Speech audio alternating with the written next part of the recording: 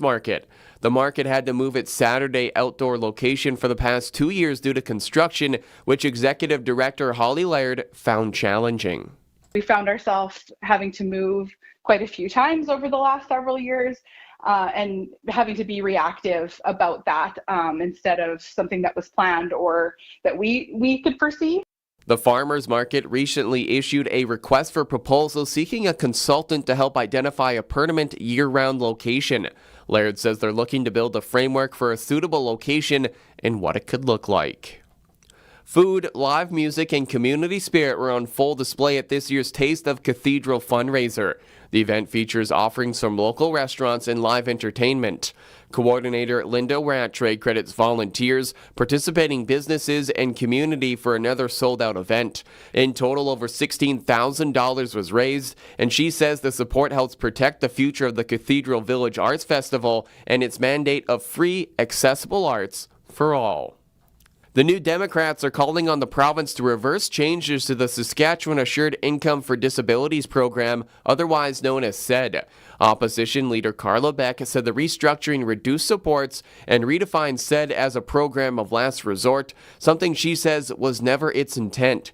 The government says benefits are not being cut and that changes will reduce red tape and improve flexibility. The updated SED regulations are set to take effect on April 1st.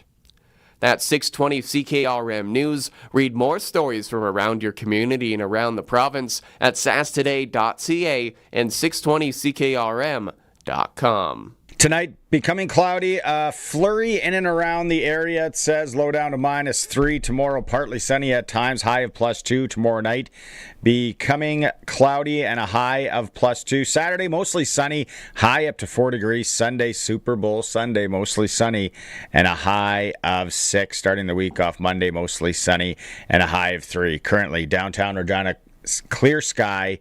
It is 4 degrees. Broadcasting from Century Studios in downtown Regina, Harvard Media presents The Sportscage, where Saskatchewan comes to talk local sports. Brought to you by Access Communications, trusted in rural Saskatchewan for internet, TV, and home security. Be part of the show. Call 1-866-767-0620 or text 306-936-6262. The Sportscage. Streaming at sportscage.com, our YouTube channel, and on the radio at 620 CKRM. Slushy, melty out there. It's not windy, though. We'll take it. Sportscage. No bug. 3 hours. Yeah, and there's no bugs. That is true. We're always looking at the positives here. If you're watching online, you see the aerial view. Sharky's with me for Flooring Superstore. Colson's behind the board. It is for Access Communications, trusted in rural Saskatchewan for internet, TV, and home security. We're rolling for 3 hours here. We're going to get through the program this way. We're going to talk a lot about the Olympic updates. Big upsets somewhat for Canada already, and we haven't even had the opening ceremonies. The hockey team, we're waiting to see. I don't know. You guys got to be on the ball here. If Braden Point, if they're making a decision there, because I heard they're making a decision at any time if he's going or not. All right. Mark McMorris update. Colson's got some audio there from Mark McMorris through Instagram. Gavin McKenna bar fight. Getting after it, protecting his mom, allegedly. CFL news, Benny's in with the SJHL report in hour one, sprinkle of the day. I'm really curious, people out there, what they are thinking sprinkling when it comes to the Super Bowl. I want to know. Yeah. Prairie Land Rentals text line's always open, 936-6262. Heck, if you want to call, try it. If we pick it up, Colson picks up. We'll get you on the air. Let me know what you're thinking when it comes to wagering on the Super Bowl. And if you don't like to wager, that's okay. We'd like you to just enjoy the program as well. Arash Madani, hour 2. We are going to have Dan Croft come in, Glen Suitor in hour 3. Hour 3 is very busy. Glen Suitor. Then we have the senior hockey report where we're going to hear from Theron Fleury, former Stanley Cup champ, gold medalist. He's coaching the Round Lake Bears. Round Lake Bears start their A series with the Moosomin Rangers on Saturday. Then they're going head-to-head on Sunday for Game 2. Provincial A action. The games, Sharky, I'll get to this in a bit. The amount of senior hockey games in the province this weekend, and people are like, senior. It's like, yeah, rinks are going to be packed. Everywhere. There'll be darn near 100,000 people watching senior hockey in Saskatchewan this weekend. That's nuts when you think about it. Absolutely it's Sasky. Bizarre. It's so Sasky. We're also going to hear a former Saskatchewan Roughrider who just came out with a book. That's the tease in hour 3. And Pat tickets to give away. 2 teases. Hour 3. We're full today. If you're looking for a place on Super Bowl Sunday to go, say, I don't want it to be a mess. I got to buy paper plates, and what are we going to cook? And my ribs are always too dry, and this and just go and watch the game at Pump Jacks Cathedral. Yep. $6 pints, 25% off appetizers. They're giving away prizes, which will include jerseys, mini fridges, lots of TVs, ample seating.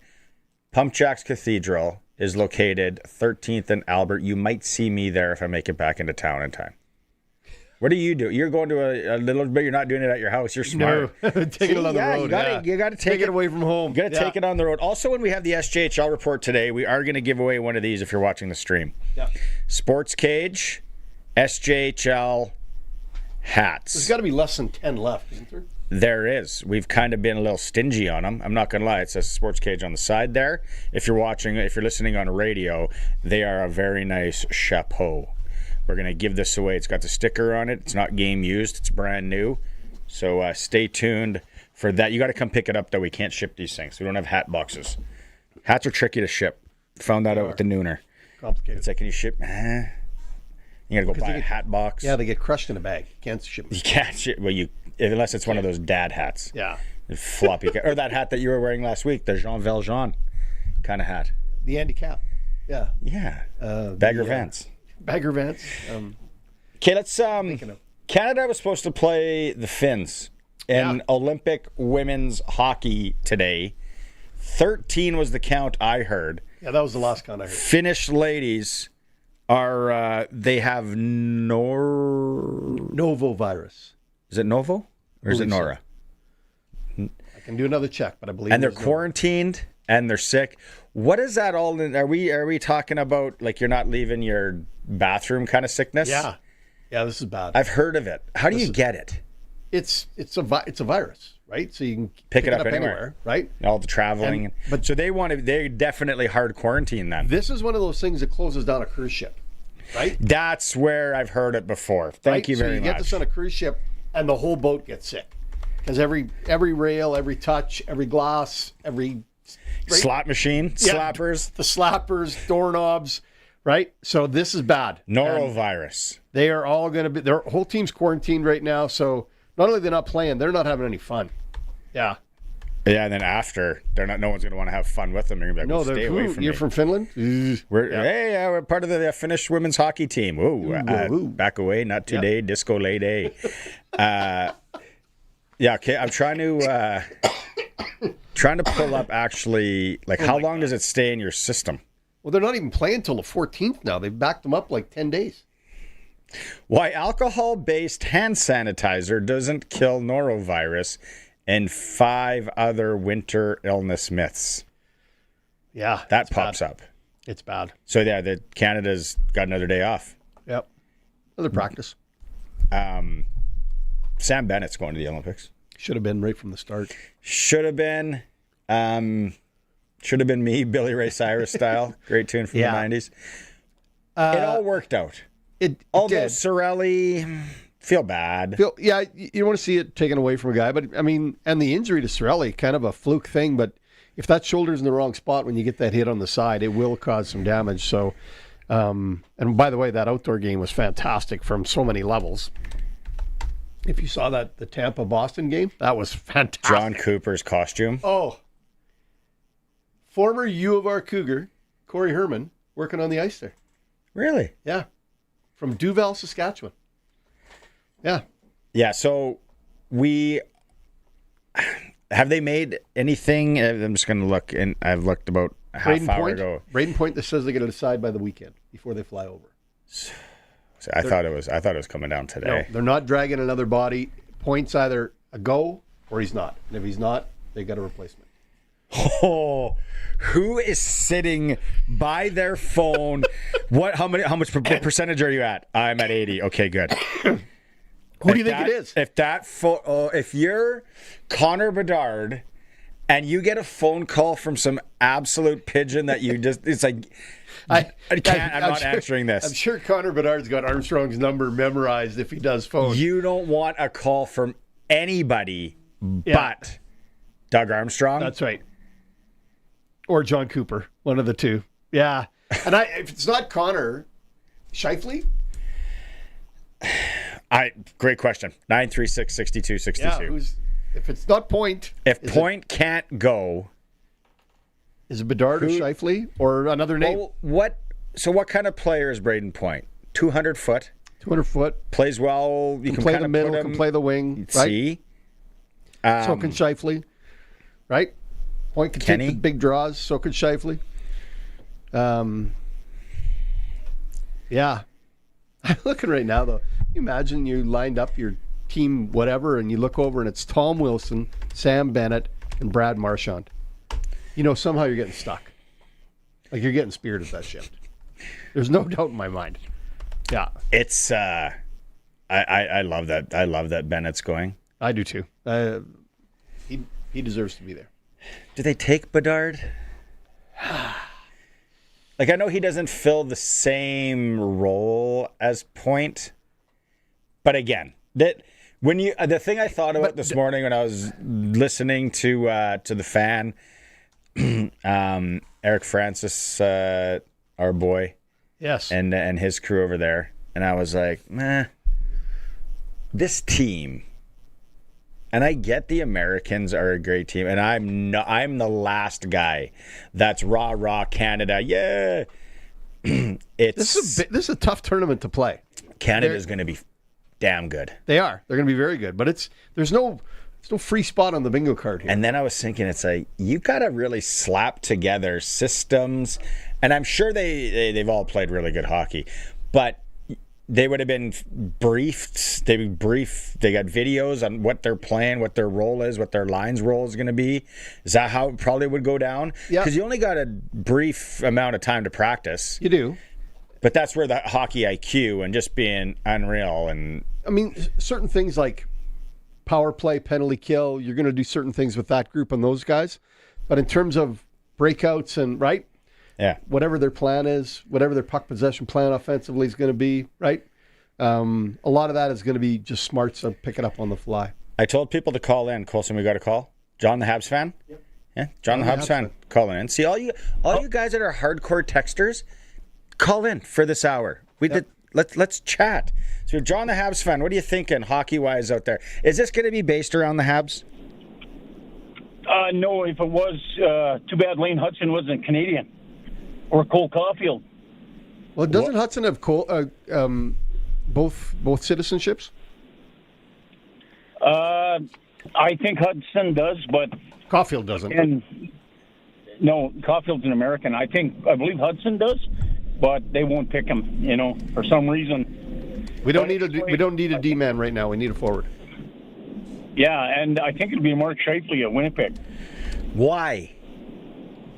Why? Because he can do all the things you guys said. He can play in a power play and kill penalties. Okay. Yeah. And he can provide offense, and he can also do a shutdown role if he has to. That's true. Connor Bedard doesn't bring a couple of those things. No, he doesn't, but I'd still like to see him there, but unfortunately I don't think he will be. But if you put the puck on Bedard's stick offensively, and I wasn't a huge fan until this year to see what he's pulling in the National Hockey League. How about this name, John the Habs fan? If Point can't go, Zach Hyman. You were cutting out there, Barney. I couldn't hear you. What about Zach Hyman? Zach Hyman would be awesome. I mean, he plays with McDavid. If he would have been healthy right from the start, he would have scored over 50 goals this year in the league. And the reason I say that, Sharky and John the Habs fan, is because just in case it gets a little tighten up in the old region. Yeah. And it's like, we're not really putting the puck in the net the way we thought we would. You know, some of the stuff's not working. Zach, Connor, Go do get a it greasy for one. us. Go get a greasy one.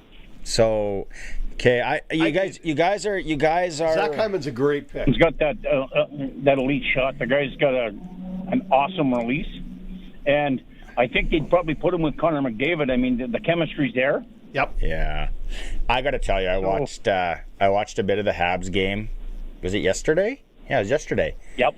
And I got to say, David's boy, can he fly? Nick Suzuki. Yes. You got he is so good, John. Yeah. Underrated. I know that. In the last 83 games, he has 109 points. He's at a superstar pace. Wow. Yeah. And Barney, I'll tell you guys this: he's going to win the Selke this year. Ooh. Write that down, Colson. Put that in the book. Colson's adding that to the book. Selke. All right, John. Are you going to be getting up early? You're in it, right? You're gonna be watching all the Canada games.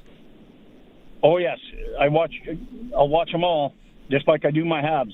Yeah. All right. Okay. Well, thanks for the call. Call in next week.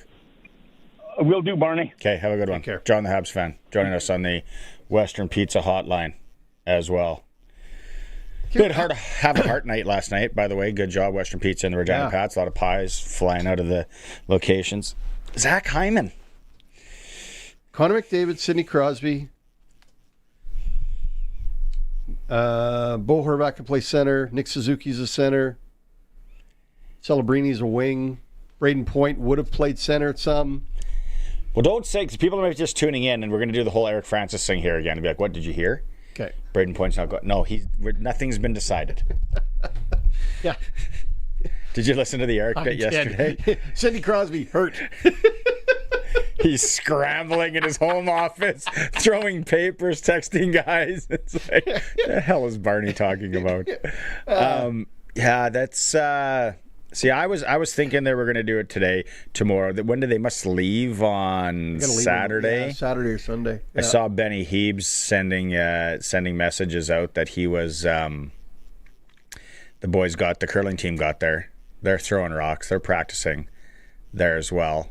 Yeah. Colson, did you find that video? Yes. I sent. What do you got? Well, Colson, tee it up. I didn't watch it. It's just Martin Morris gives an update on His status? Yeah. his status. Love it. Hey everyone, it's Mark here.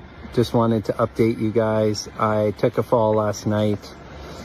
I hit my head and I will not be able to compete in big air tonight, unfortunately. But fortunately, things are looking up for slopestyle, so just trying to stay positive and shift my focus to that event. A massive thank you to the amazing medical staff that took awesome care of me. And thank you all for reaching out, all the love and support. I haven't been on my phone much, but the messages do not go unnoticed. So thank you. I will keep you updated, and much love. Cheers. Concussed. Bang the melon. Bunked the old head. Text line, Prairieland rental style, Hyman play with McDavid. Yeah. Dynamite text message. You know who you are. I'm not even going to say your name. You know who you are. You text it often. Hyman play with McDavid. There's text of the year. Speak front well. runner. Hi, Barney and Sharky. I'm not into betting, but if I was going to bet, it would likely be for the Seahawks over the Patriots. Of course, I'm a big Seahawks fan.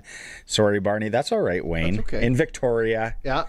We'll let it go. They're kind of the faves. Yeah, well, they're 5-point favorites. Yeah. I'm just the more I go into this, I'm thinking the Patriots are going to win this game. And Really? that's heart, but that's also brain. They're going to get to Darnold, Sammy Boy, and Sammy Boy is going to look like old Sammy Boy. Going to see ghosts again. The Patriots do have an unbelievable defense, don't get me wrong. No, it's not unbelievable. Well, that's very good. It's good. It's very good. I really like Josh McDaniels. Really, really, really, really. Like them. But Seattle's no slouch on defense. They can take the ball away. No, They can make good. plays. And they were good the last time. Did you see their safety? Oh, I can't remember his name. Young, he could win Defensive Rookie of the Year. Getting out of the limo. No. Whatever vehicle it was yesterday. He was walking like me when I fell on my stairs the next day.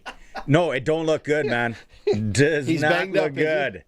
He's got more medical attention than you would have got at that time. Yeah, I got everyone laughing at me. Yeah, not caring how you look and feel. Yeah. Look at this. We got callers. It's Thursday, the call-in show. I like it. It's like boots and salutes. Lawrence in Saskatoon. What do you got, buddy? Well, I don't know if you had said Zach Hyman. Like, he's so predictable, which you think is a bad thing, but you know what you're going to get. Up and down the wing, crash in front of the net. They need that, that McDavid you got to ride with. Like I mentioned before, Chris Kunitz with Crosby in 2010. He was great. Hyman would do the same thing here. Hyman, for me, is a no doubt if Point can't go. That's a great comparison, Chris Kunitz to Zach Hyman. That is. But so isn't Scheifele the same comparable? Hyman's been hot. Like he is. I know it's a lot of power play points, but it's tough when you get a star to find that right chemistry, and Hyman has it with McDavid. So I Oilers are my least favorite team in the league, but Hyman for me is a no doubt. If he can go and Point's a no go, then Hyman's in. That's 2 Hyman votes we got so far. Yeah. So but if anybody in the Americans kind of banged up, I think I heard somebody is a little bit nursing. Jack Hughes, but he's in. Oh, he's in. Okay. Yeah. Jason Robertson's got to be their number 1 guy. Caulfield could be. Yeah. What are you thinking? What are you thinking Super Bowl bet wise, Lawrence? While we got you here.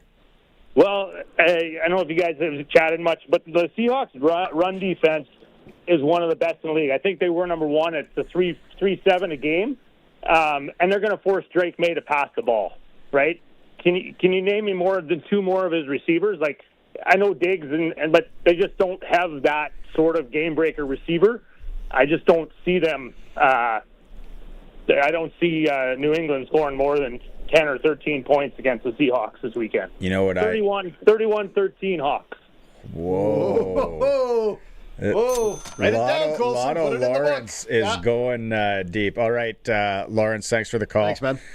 Thanks, Barney. See you later. That's a spread. The only thing here is what I think, and Lawrence is probably still listening. I think that we could see Drake May get on his REO Speedwagon. Do a little running, and he'll be running.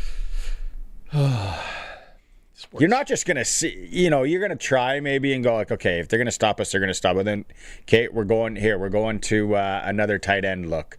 We're going to this. It's all the game plan and prepping. And then halftime is longer.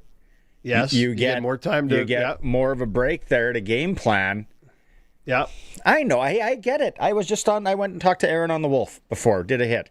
I get it. People hate the Patriots. I would hate them too. It's not a hate the Patriots. No, a lot of people do. No, not for me. And I'm not saying we. They are back there again. I totally get it. But it's like they're not getting any respect. They're not. No, they're not. The quarterback's really young. Mina Kimes, though, on ESPN went off today and why Drake May should be the MVP. It was really good. She knows her stuff. It's unbelievable. I'm not knocking that. I'm just saying they're not getting any respect, and they've got a young quarterback, and that's the reason why.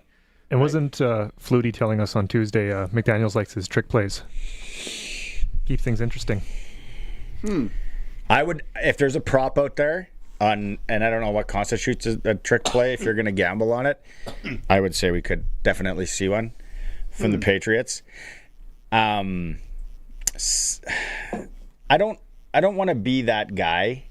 Can I tell my Super Bowl? Should I tell my Super Bowl? I'd love to hear your Super Bowl story. Take a story, Kate. Let's go to break, and then we'll come back. I'll tell the Super Bowl ticket story, and we'll kind of run down what the get-in price is. I've told this story a lot. If you don't want it. It's going to make you puke. You can hang up now or stop watching the stream. It's a very interesting story. It's a Sportscage. We'll be right back. February 8th is game day, and Pump Jack's Cathedral Saloon and Steakhouse is your super game headquarters. All day and all night. Grab $6 pints and 25% off appies, because the only thing better than a super play is a super plate. With ample seating, a packed house atmosphere, and prizes like jerseys, mini fridges, and more, this is where fans come to cheer loud and support local.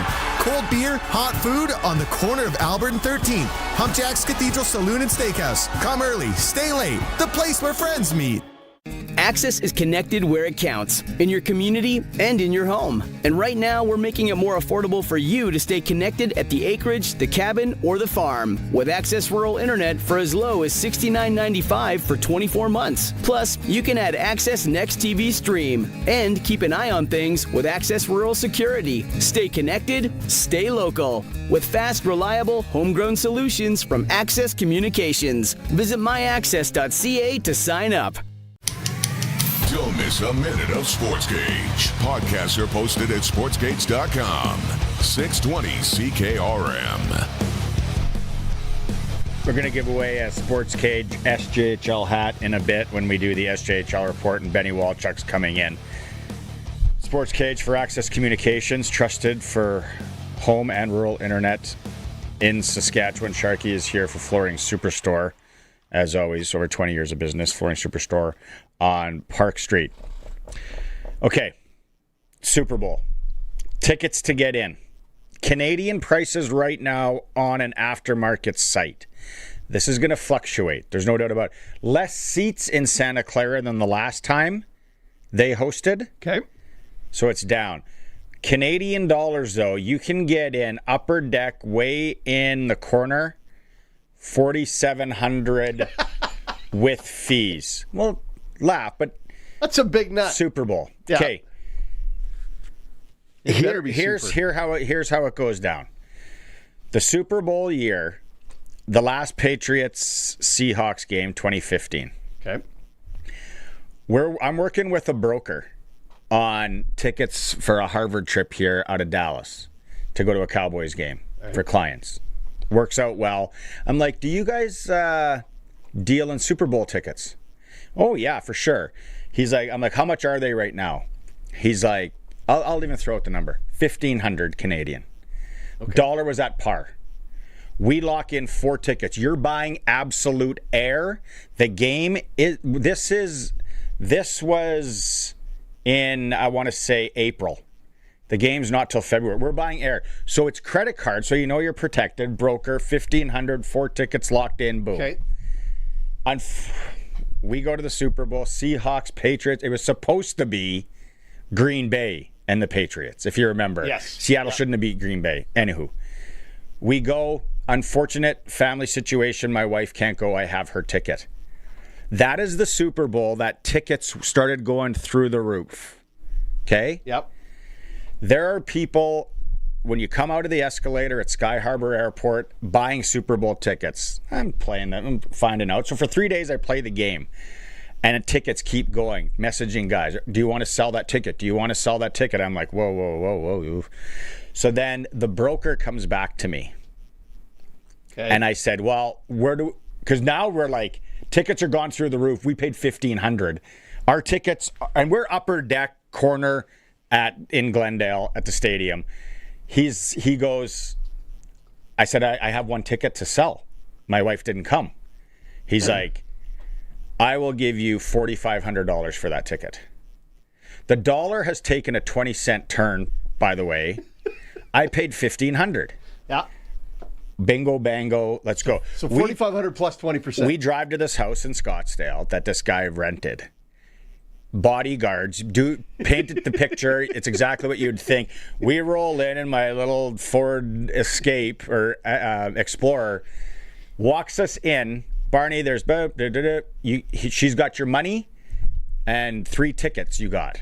Okay, I count the money. He leaves with one of the bodyguards. One of the stays there. They count off $4,000. I go, not to be greedy, but there's 500 missing here. Calls him. He's like, oh no, it was $4,500 if you sold all of them back to me. I said, buddy, I'm in sales. That's not the rub we made. So anyways, we meet halfway. Okay. I'm okay. 42. You're still making money on this. 42.50. Boom, boom, boom. Yeah. And again, I'm not telling a story. And this is just a really cool Super Bowl ticket story. Go to the game, interception on the goal line. Wow, never gonna top it. Unbelievable experience. Yep. I always promised my wife. I said, I'll take you to another Super Bowl. So I took that money, and I'm Ukrainian. I'm tight with my and loyal dough. So I put it in a private U.S. account. All that. 2 years later, Patriots beat Pittsburgh. They're going to the Super Bowl again in Houston. I'm like, do you want to go? She's like, all right. We puddle jump our way to Houston, shopping for tickets on the plane. I'm like, we're not buying anything until we get there because I know how the brokers roll. I think I know everything because of the Arizona thing. Well, we get to Houston, the game has totally changed. All the brokers and outside of the stadium are all in cahoots. So I'm like, they're in a union now. Yeah. All I have on me is 5 large Americano. And I think I was able to take out 55, another 500. Yeah. That's all I got. But it's kind of found money, right? You're on the right side of this. Yeah. So then there's a strip mall right by the Houston Stadium with a card shop. And it says selling Super Bowl tickets. We go in there. At least I can pay credit card. Yeah. But this guy, I think it was $7,000 for 2 upper deck seats. And I'm like, and then so the Mrs. S goes, you know what? Let's just go find a bar and we'll watch it. I'm like, we puddle jumped for the last 36 hours to get here. We are going to this bloody game against the Atlanta Falcons. We're not going to a pizza joint. So we keep kind of walking around. Then she starts talking to this well put together Italian 20-year-old female, and then she waves me over, and this guy, there's an older gentleman selling 2 tickets. First off, you got to really be careful on fake tickets at a Super Bowl. Oh yeah, like they're everywhere. I mentioned how the stadium on the back of the Arizona one, and you wipe it off, and then it comes back. That's how you know it's true. Like they make amazing fakes. So this guy, and he's like, yeah, I got 2 tickets. Gives me the section. And I'm like, well, that's going to be out of my price range. I've been shopping tickets all day. That's way out of my price range. He goes, what do you got? I said, I got $5,500 cash, man. That is it. Maxed out, and then maybe credit card a little bit more. So then he starts dealing with this other broker. The broker got mad at me. He's like, I'm dealing here. Get out of here. I'm like, whatever. So then Trish and I'm like, well, I'm going to go back to the card shop and just, put it on the credit card, and we'll get into the stadium and get going. All of a sudden, this guy turns around in his... I played hockey with a guy from Brooklyn. He's Brooklyn, that New York accent. Yeah. He turns around, and then now one of his buddies come. They're about, I would say these guys are in their 70s. The female's late 20s. He goes, works down there. These tickets are yours. You better be effing sitting in those seats, in his accent. And I'm like, all I have is $5,500. He goes, count as money. This broker, these brokers now are losing their minds. This guy paid $13,000 or $14,000 for these 2 tickets that morning. We're sitting... Took an $8K loss on this? I'll show you the video. We're 35-yard line, 7 rows up behind the Patriots bench in the Arizona. He took a 7-ish grand hit just out of spite with this broker. And then he says, again, you better be sitting in those seats. And I'm like, we'll walk in with you. Yeah. Like, we're going to the game. So there's 2 pigeon Canadians. All of a sudden, a bunch of these other Italian people start coming. They're like, yeah, our friends from Canada, we sold those tickets. They all go to every Super Bowl. There was 12 of them. These 2 tickets didn't make sense. They wanted to all sit in the same section.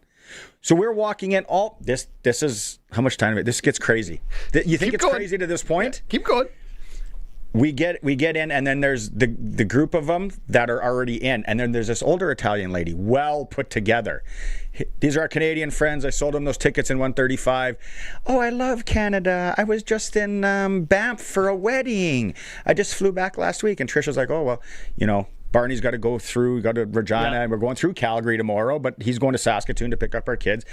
And they're like, oh, you got to fly, you got connectors to get home? It's like, yeah, it's a big schmozzle. We had 3 connectors to get here, but we're here. We're in the stadium now. It's all Everything's good. And the guy's like, well, is it easier if you fly home from New York? And I'm like, no, not really. He goes, because you guys can just come back on the jet with us after the game. And my wife, now we're looking for cameras. We're like, all right, the jig is up and all this. But anyway, we walk in, we go start watching warm-ups and everything, and we're in our seats. And we're like, I can throw anything and hit the guys. You can throw beer cans and hit them. And then so Trish, she goes, okay, well, warm-up's done. Let's go find our seats. I'm like, these are our seats. So when they tie it up and everything was right in that end zone, it was unbelievable. That's the whole story. It all started with buying air and parlaying that, and then 2 years later, and then getting absolutely lucky with this guy. Yeah. He took a $7,000 hit out of spite with the broker that was pissing him off. So we got to sit and watch the greatest Super Bowl ever. I have a betting story about a Super Bowl, about a friend of mine that's got a little bit of a similar ring to it. A friend of yours, right? A friend of mine. Not you. Not me. No, it wasn't me. A friend of mine's in Vegas. Super Bowl. It's the Atlanta Patriots Super Bowl. They end up going out for the night, meeting some ladies. Gets talking to this one gal. She is part of the group that sets the book at the M. No. But she doesn't do the NFL. She just does college sports. So, a few more drinks, little chit-chat. He goes, what would you do if you were going to bet tomorrow? She goes, first half, it's all Atlanta. They score first, they lead. Everything's Atlanta in the first half. Bill Belichick will figure it out at halftime. The Patriots will come back. I'm not guaranteeing they win, but the Patriots will make a game out of it in the second half. He got down in line, placed all of those bets in the first half, ran back up to the line for the second half, placed all the bets on the Patriots on the second half, and that was the first time he had to admit he had $10,000 cash when he came back over the border. That's cool. That was a cool story. That's crazy that they the odds makers could do that. Yeah, she didn't set it, but she knew what it was going to be, and passed that information on to him, and it was a heck of a win for a buddy of mine for the Atlanta Patriots Super Bowl. There's a couple stories of people that I was chatting with because we were in this group, and they had the Houston Super Bowl against Atlanta, that they ended up buying tickets that were fake. The one guy got in with fakes. The guy felt so sorry for him. He went in so early. He just let him in. Yeah. So we're sitting, and then here's the other thing. We're sitting in our seats at that behind us. That Little John, the rapper, turned it down for his whole entourage. Was right there. Section over. Now that's 45-yard line. 2 rows up. Vince Vaughn. I'm just like, what are we doing here? And that's why the fake tickets is now why all tickets are barcodes on your phone. There are no paper tickets anymore. So if you're going to go, it's $4,700 get in right now, Canadian. Go with a little bit extra just in case, but I bet you I bet you get in. Drop. Last minute. I bet you're going to be a $3,500 Canadian. You think you get down to 25? Well, broker won't sit on it. Hey, right place, right time. Yeah. Right? Broker you never know. Broker won't sit on him. You won't take a loss. You got to put yourself in those situations. It's a Sportscage. Streaming through our YouTube channel at sportscage.com. Sorry for the long story. I thought it was interesting on the it's a great 2 story. days away from the Super Bowl. We'll be right back. Did you know over 1.3 million homeowners call on Reliance for their water heater needs? With over 150,000 5-star online reviews and over 60 years experience, you could say Reliance Heath are water heater experts. Switch to Reliance Heath today. They'll give you $200 for all your hot water needs. Call on Reliance. Visit waterheaterrentals.com for details. Terms and conditions apply. Winter's not done yet, but your home projects can be. Finish the season strong with Freeze Tallman. From updating interior doors and trim to boosting attic insulation that helps keep heating costs down, Freeze Tallman has what you need. Thinking about a home office or finally setting up that home gym? Now's the time. And when it's cold outside, staying warm means staying in, so Freeze Tallman delivers right to your door. Visit freezetallman.com. Freeze Tallman. Locally owned, family grown. Rooted in our community for 70 years. When it comes to your financial future, do you know where you're headed or what happens when you retire? That's where Chad Reach, Senior Wealth Advisor, and the team at GP Financial Services and Oviso Wealth come in. They offer independent, local advice, smart client-focused planning for every stage of life. Visit gpfinancial.ca. Your family, your plan. With Chad Reach, 306-584-2755. Mutual funds and other securities are offered through Oviso Wealth, a division of Oviso Financial Inc. Time now for the Saskatchewan Junior Hockey League reports with Benny Walchuk on the Sportscage. The SJHL report is brought to you by Chad Reach, Senior Wealth Advisor, GP Financial Services, and Oviso Wealth. If you need a second opinion on your retirement plan, Chad and his local team are available for a no-obligation meeting. Yeah, retirement planning.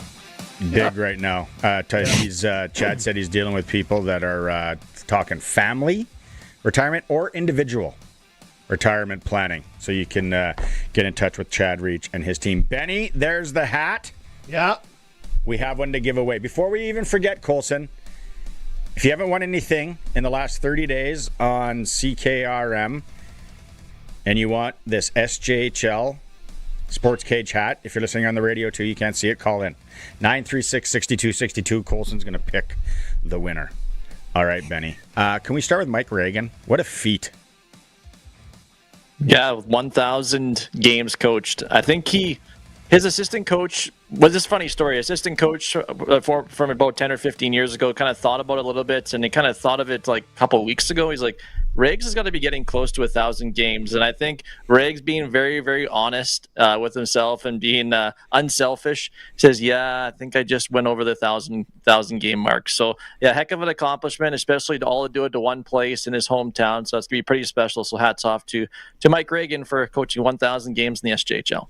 Not only coaching 1,000 games, like you say, all in one place and never being fired? Like, name me a coach that does 1,000 games in one city without getting the boot. I'm starting to think Mike might own the team. I think he is, too. Him and Rob Hart, I think, are co-owners of the team or something like that. They all speak like that. But, yeah, being a hometown kid, it's a tough place. Like, you're grinding. It's a red blue-collar place. The weather isn't as good up there. The traveling can be tough there, and especially in the winter time. So it's definitely a tough place to coach, but good resources he's got up there, and he's had some good teams over the years. And one thing he's been alluding to him right now is that SJHL title, and that's what he's been battling for the last number of years. Yeah, that it's very surprising that 1,000 and no titles hasn't got over the hump there for sure. Power rankings, sportscage.com when it comes to the SJHL. Flin Flon still leads, followed by the Weyburn. Flon just did. We had Ryan Ulmer and Les Bronze on the show last week. They just did their swing to the south. One game, a loss in overtime to Weyburn. But the swing, Flin Flon came down here. Was that a statement swing a little bit, Benny? Yeah, it was, and it was to prove that they can't just win at home and they can win on the road, and it was a good test for them. Like all four of those games were I know 1-1 we were able to crush Estevan there on the road, but the Melville game, the Weyburn game, the Nipawin game, those are teams that are probably going to play in the playoffs. Those are grind them out games. Even that game on Saturday in Melville was kind of a special teams battle between the two teams. They had good goaltending both sides, and they were just their special teams was able to beat Melville's special teams in that hockey game. So it was a good statement win for the Flin Flon Bombers to prove that, hey, we're not just a homebody team. I know we're undefeated at home, but we can also win on the road. And it also kind of makes a little bit of a statement as well. At the start of the year, they had a tough stretch on the road where they played a lot of road games that didn't have success. And even Mike Reagan thought about it. Do I have to sell? Do I add more pieces? And I think that win in Yorkton before Christmas, 11-0, was a big statement win for them to turn things around. So it was a great stretch for them. And now they get to return back home as they take on the Weyburn Red Wings here this weekend. So a good test for them. Benny, I want to change to a little different topic on the SJHL because you just did something milestone pretty special too. 800 games. Benny, when did you start? When you were like 7? Like when did you start calling that you got to 800 games? 2012 was my first year, so September 2012, so I was 20, just turned 20 years old that year. My first game was in Melville, and the Millionaires won that game 10-2 against the Estevan Bruins, so it was a pretty good and then the very next night I had to drive up to the Pas, Manitoba to do a MJHL game with Swan Valley and OCN. And even that year, I think we did 4 teams. We did 4 teams in Wayway. I think we had playoff run. All 4 teams made the playoffs. We did 14 straight games on the radio between all the 4 teams. So that was a welcome to the SJHL moment. But a lot of hours on the bus, a lot of stories to thought about from going to Battleford one night for a playoff game, then the next night going to Steinbach for a playoff game in the MJHL. So there's a lot of blottles from L'Orange to Portage, one 24-hour stretch. So long hours, but it's been worth it. And I've been able to stay. Yeah. Yeah, no kidding. Yeah. No, it was a long stretch. I got to give credit to my dad came on those trips with me. I'd come on the bus and my dad would hop in and he would drive me to at least to the games for a little bit there at the start. So it was great to have them along with it too, because I don't think I could be able to handle that, because I got home at 4 a.m. I had to be on the road by 9 to head to Steinbach. So it's interesting that you remember the first game, obviously the 10-2 win, but is there a game in your mind that goes like that was my favorite call or that was my favorite event that I was part of? Probably 2014, the RBC Cup win, the championship final in Vernon, when Terriers beat the Carleton Place Canadians to win it all. It was a great stretch. They battled adversity all season long, and it was a game. Terriers were down 2 goals late in that game. They took a penalty with about 4 minutes left, so they're 2 goals down. I was ready. This is going to be a tough post-game show, tough trip back, and then they scored 2 quick goals, 18 seconds apart in the third, and then Derek Falloon scores the game-winning goal in overtime. So that was a pretty special moment to call a national championship winning goal, and that's going to be one to forget. You also have to get the 2014 SJHL final between Melville and Yorkton, the first ever battle between those guys in the SJHL final. That was great to see both communities packed, and it was great. But that 2014 game in Vernon is probably one that stands out. After that win in Vernon, did they call you and be like, "Hey Benny, we need you back here tomorrow to do a remote at Matt's Furniture at 10 o'clock. Start driving now." You know what? The biggest thing was I was pretty good after that championship, because of course there's a celebration. The biggest thing was helping the staff of the Terriers wind up all the boys, because we had to be on a flight 7 o'clock in the morning back to Yorkton, and to get the guys everything packed up in their suitcases, get them to the hotel room. And we had me and a few members of the staff, we had a little bit of a jaunt. We had to go to Vancouver to Calgary, and then the boys went from Kelowna at the time, Kelowna to Calgary. So we came back in the airport. I'm like, "Oh, where's the boys?" And had everybody sprawled out, passed out in the airport. So we knew where the boys were. But it was quite the celebration, and it was great to be along. And of course, Don Chesney, who's a character and a great junior hockey mind here. He won his first SJHL championship those first 2 years of my junior career calling hockey games. So that was pretty special to see Chess finally lift that trophy over his head. What a ride it's been. Kidding. So is that 800? Does that include any like senior games? No, that's all junior A games. So you had maybe 50 to 75 junior B and senior games over the years. So have you been keeping track?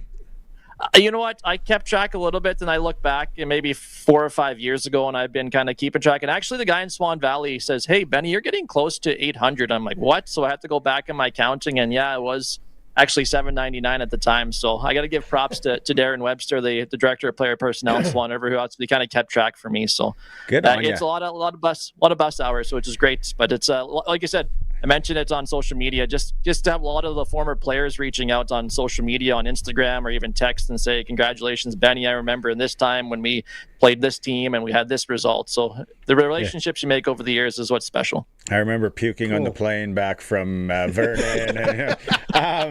Hey, this weekend, though, another good one. And I think the commish says he's heading up for this one. He's got a special little plaque for Mike Reagan up there. Weyburn, Flin Flon, is that the game of the weekend? Yeah, that's one of them for sure. I got to go Melville Humboldt. That's like a 4-point game. Humble's trying to catch the Millionaires for the play. And then, of course, we got a Highway 10 battle this weekend on Saturday as Yorkton makes the trek to Melville. And you got to give hats off to Yorkton, who's been playing some terrific hockey here as of late. So that's on Saturday night at the CN Community Center. So should be a good test. The weather should be nice. And I don't know if you guys saw breaking news, Team Canada, Seth Jarvis is joining Team Canada, replacing Braden Point. So just got announced here just a few minutes ago. Jarvis. Seth Jarvis is replacing Braden Point. So breaking news here. Jeez. And we were on the ball. We thought we were on the ball. We did. We left it up to Colson. Yep. Failed. Failed again. Colson was like, some Braden Pointe guy is not going. Instead, it's Seth Gervais. Gervais. There we go. Seth Gervais. Breaking news with Benny Walchuk. All right, nice work, Benny. Travel safe this weekend again. Giving away the hat. 936-6262, the one that Benny's wearing right Do I get there. a Super Bowl prediction or what? We'd love to. No. I know where this is going already. All right, Ben, see you later. No, go ahead. I don't want any of these teams to win, but I'm going to go Seahawks. I like their coach better. Actually, both coaches are good, but I'm going to go Seahawks just to bug you, Barney. So I'm going to go 28-21 for the Seahawks.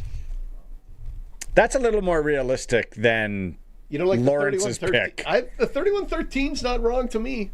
I'm right there. Lawrence is probably sitting at Sports on Tap up there in Saskatoon, throwing out a 31-13. Okay, so Benny's got 28. What did you say? 28-21. 28-21. Colson's making note of all these. Hey, Benny, congrats, man. 800, that's quite an accomplishment. Well done. Thanks, appreciate it, guys.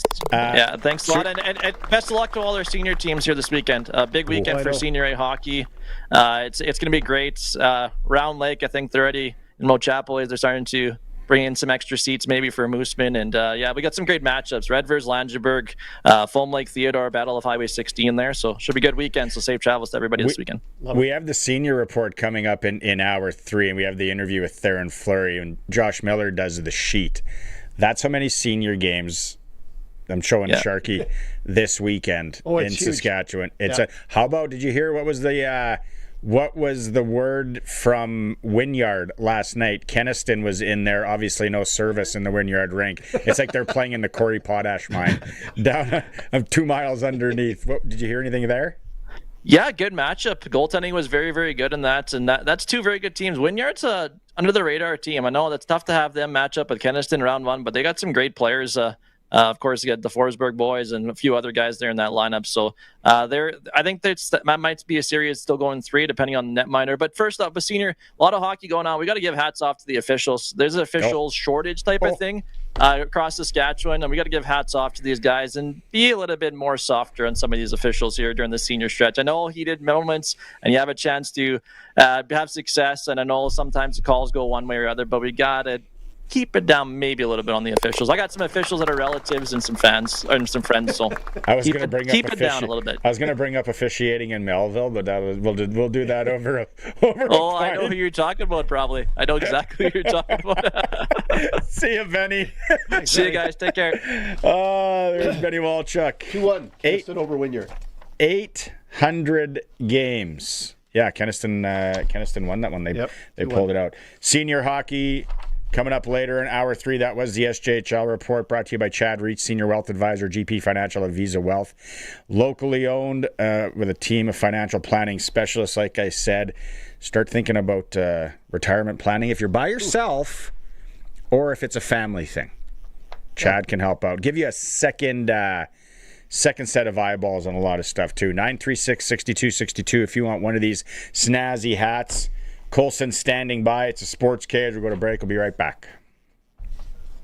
Listen weekdays at noon for Saskatchewan Today on CKRM with your host, Ryan Young, offering the most extensive agricultural news coverage with precision weather meteorologists in an industry that moves fast. Stay updated with the latest, most reliable information in ag news, crisis and trends, all in one place. Available anytime at saskagtoday.com. Saskag Today, your trusted source for all things agriculture. Sponsored by Affinity Credit Union on 620 CKRM. Access is connected where it counts, in your community and in your home. And right now, we're making it more affordable for you to stay connected at the acreage, the cabin, or the farm. With Access Rural Internet for as low as $69.95 for 24 months. Plus, you can add Access Next TV Stream and keep an eye on things with Access Rural Security. Stay connected, stay local. With fast, reliable, homegrown solutions from Access Communications. Visit myaccess.ca to sign up.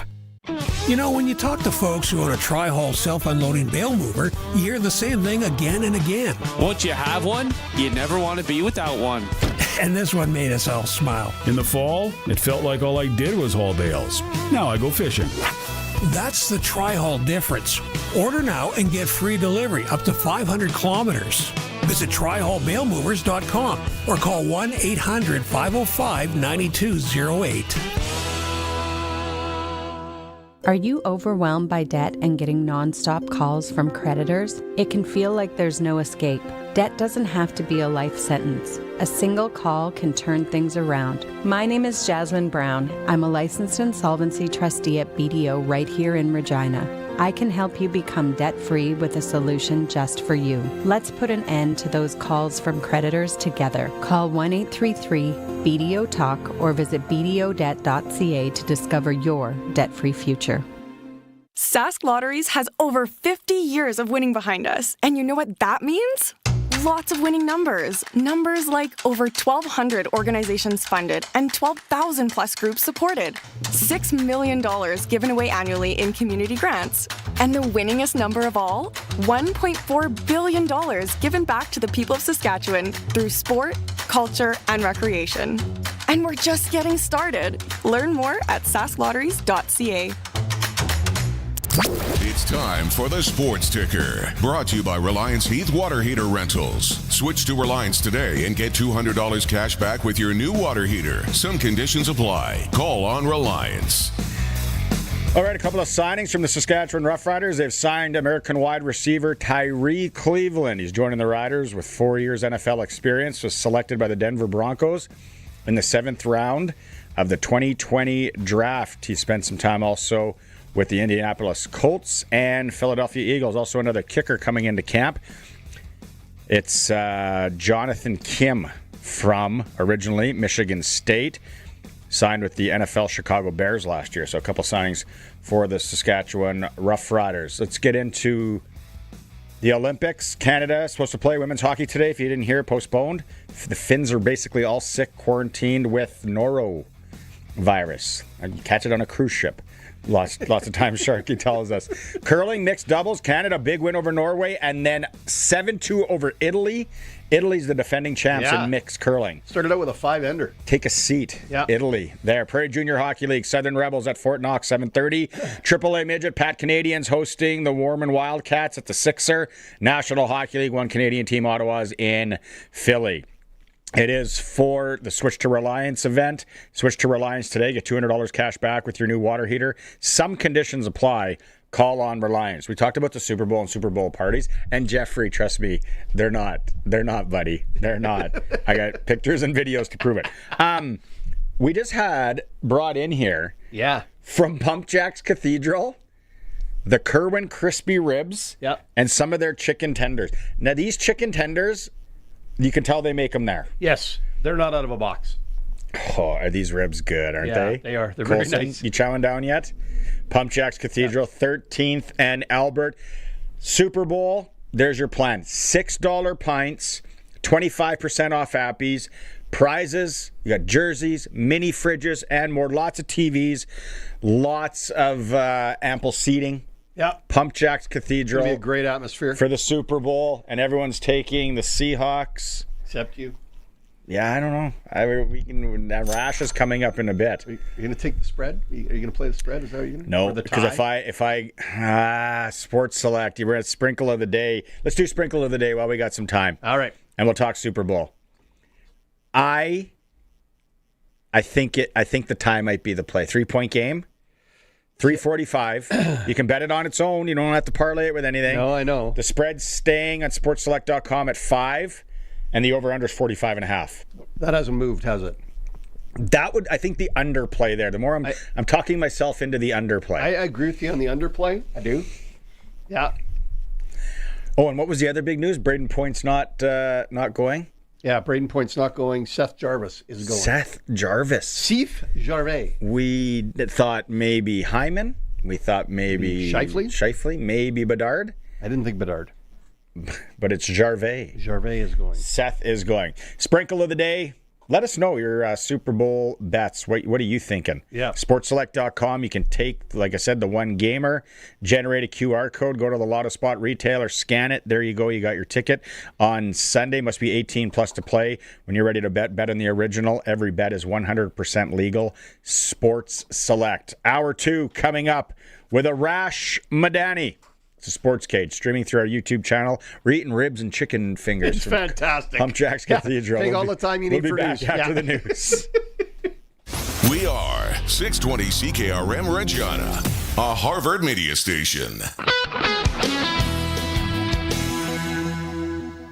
It's 4 o'clock. Good afternoon. I'm Tanner Wallace-Scribner from the SaskToday.ca newsroom with 620 CKRM News for Bronco Plumbing and Heating, where professional service is guaranteed. They'll treat you right. 781-2090.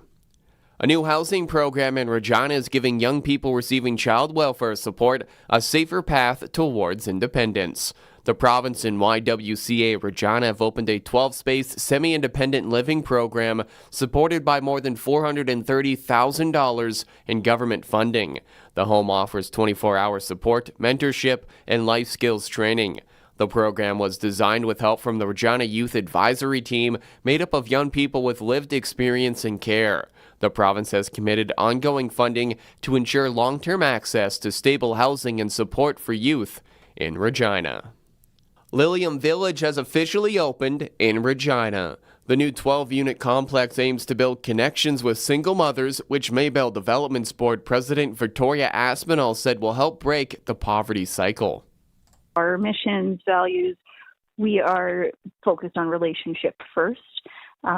We feel that is essential to the breaking this poverty cycle.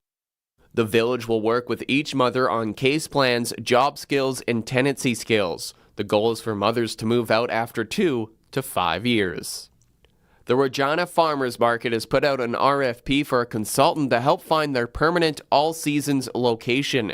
The consultant will conduct a feasibility study, which the Farmers Market Executive Director Holly Laird said would help them build a framework for the location. About what it could look like and where it could be, and what we would need to achieve as an organization to make it work. For the last few years, the farmers market has rotated primarily between Confederation Park and Pat Fiacco Plaza. Laird says a permanent location will help the organization grow. Changes to Saskatchewan's Assured Income for Disabilities program, otherwise known as SED, is drawing criticism from the opposition. The province says it's simplifying SED to make benefits easier to understand, combining niche supports into broader categories and raising allowable savings to $2,000 per household member starting on April 1st. But NDP leader Carla Beck says the changes amount to cuts and unfairly target vulnerable people. She argues benefits are being reduced without consultation. The government disputes that claim, saying no current clients will see a reduction and some will be grandfathered in at existing levels. A sold-out night of food, music, and neighborhood pride has delivered a major boost to Regina's art community. The Taste of Cathedral fundraiser raised just over $16,000, money that will go towards directly keeping the Cathedral Village of Arts Festival free for the public. The event drew strong support from local restaurants, volunteers, and attendees, reinforcing the community's commitment to accessible arts and culture. Organizers say every ticket sold helps ensure the long-running festival remains open to everyone, regardless of income. That's 620 CKRM News. Read more stories from around your community and around the province at sasktoday.ca and 620CKRM.com. Brought to you by Line X Regina, Serious Protection Killer Lux, 1865 McCarra Street. Tonight, becoming cloudy, flurry in and around the area. It says low down to -3. Tomorrow, partly sunny at times, high of +2 tomorrow night. Becoming cloudy and a high of +2. Saturday, mostly sunny, high up to 4 degrees. Sunday, Super Bowl Sunday, mostly sunny and a high of 6. Starting the week off Monday, mostly sunny and a high of 3. Currently, downtown Regina, clear sky. It is 4 degrees. For 40 years, the team from Line X Regina has been protecting vehicles across Saskatchewan, and we're changing with the times. 3 generations of our family have protected your vehicles. Our business has evolved, and we're not stopping now. The next generation is here. Same family, same commitment. Ready for the next generation of truck beds, rocker panels, trailers, bumpers, and running boards in all kinds of colors. Line X Regina, 1865 McCarra Street, the next generation of protective coatings. Broadcasting from Century Studios in downtown Regina, Harvard Media presents The Sports Cage, where Saskatchewan comes to talk local sports. Brought to you by Access Communications, trusted in rural Saskatchewan for internet, TV, and home security. Be part of the show. Call 1-866-767-0620 or text 306-936-6262. The Sports Cage. Streaming at sportscage.com, our YouTube channel, and on the radio at 620 CKRM. Oh, we're getting it in us, boys. Kerwin's Crispy Ribs and the Chicken Fingers from Pump Jack's Cathedral. So good. There's good chicken fingers, and then like the homemade ones. Yeah, that's what we're talking about. Those are very nice. Thanks to the crew from Pump Jack's Cathedral for bringing that in, as they get set for the big Super Bowl Sunday. $6 pints, 25% off Appies like the Kerwin Crispy Ribs and the chicken fingers. Still more to come on the show. Super Bowl talk. If you missed it, Braden Point is out for Team Canada. Seth Jarvis will be taking his spot. So no Zach Hyman, no Connor Bedard. It's Seth. No Mark Scheifele. Jarvis. Mark McMorris, we heard that earlier. He's not competing tonight. He's hoping to... it looks like a concussion. Yeah, that's what he's got. He said he banged his head. Yep. He still could be able to participate in the next event coming up later this week, or it's next week. Also, Gavin McKenna. I don't know if you're following this on social media. Well, no. How dumb are you? Me? No, not you. Gavin McKenna. I don't mind the play.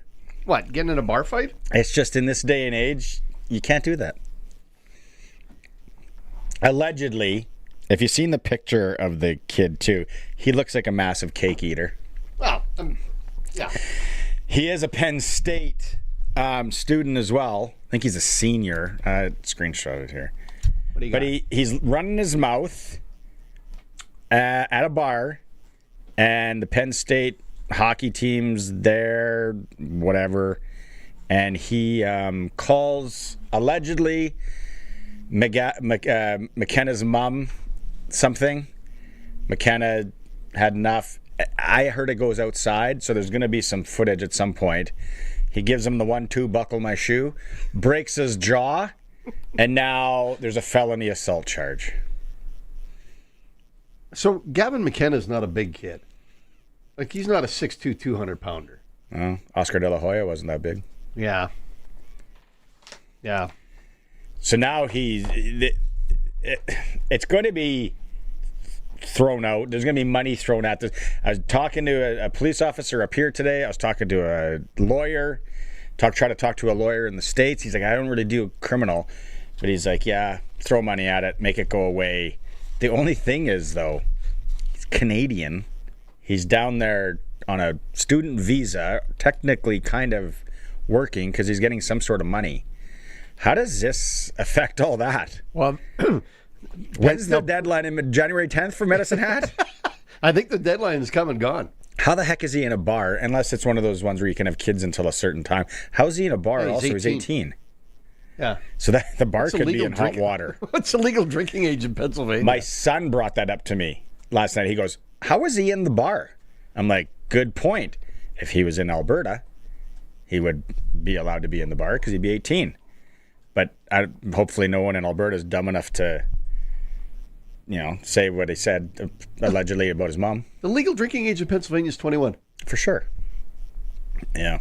Oh, there's more to this story coming out. There should be some videos coming out, and we'll have to tackle that. Let's put our ribs and chicken fingers aside, and let's bring in Arash Madani. It's time to go coast to coast with Arash Madani for Smart Investing Solutions. Be smart with your money. Call Brian Gawley at Smart Investing Solutions, 546-2533.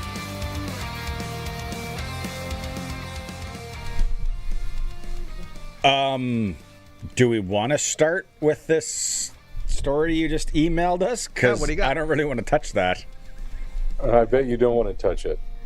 I've heard a lot of things in my days. I've heard a lot about different athletes trying different things to get an edge. I've heard a lot of stuff about doping. This might be a new one. Sharky, I'd like to get your reaction real time. Oh my God. This is from the New York Times. This is gross. Reports have surfaced, Winter Olympics, opening ceremony tomorrow. Reports have surfaced alleging that ski jumpers are injecting their penises with some kind of acid so they can fly farther. World Anti-Doping has vowed to investigate. More at 11.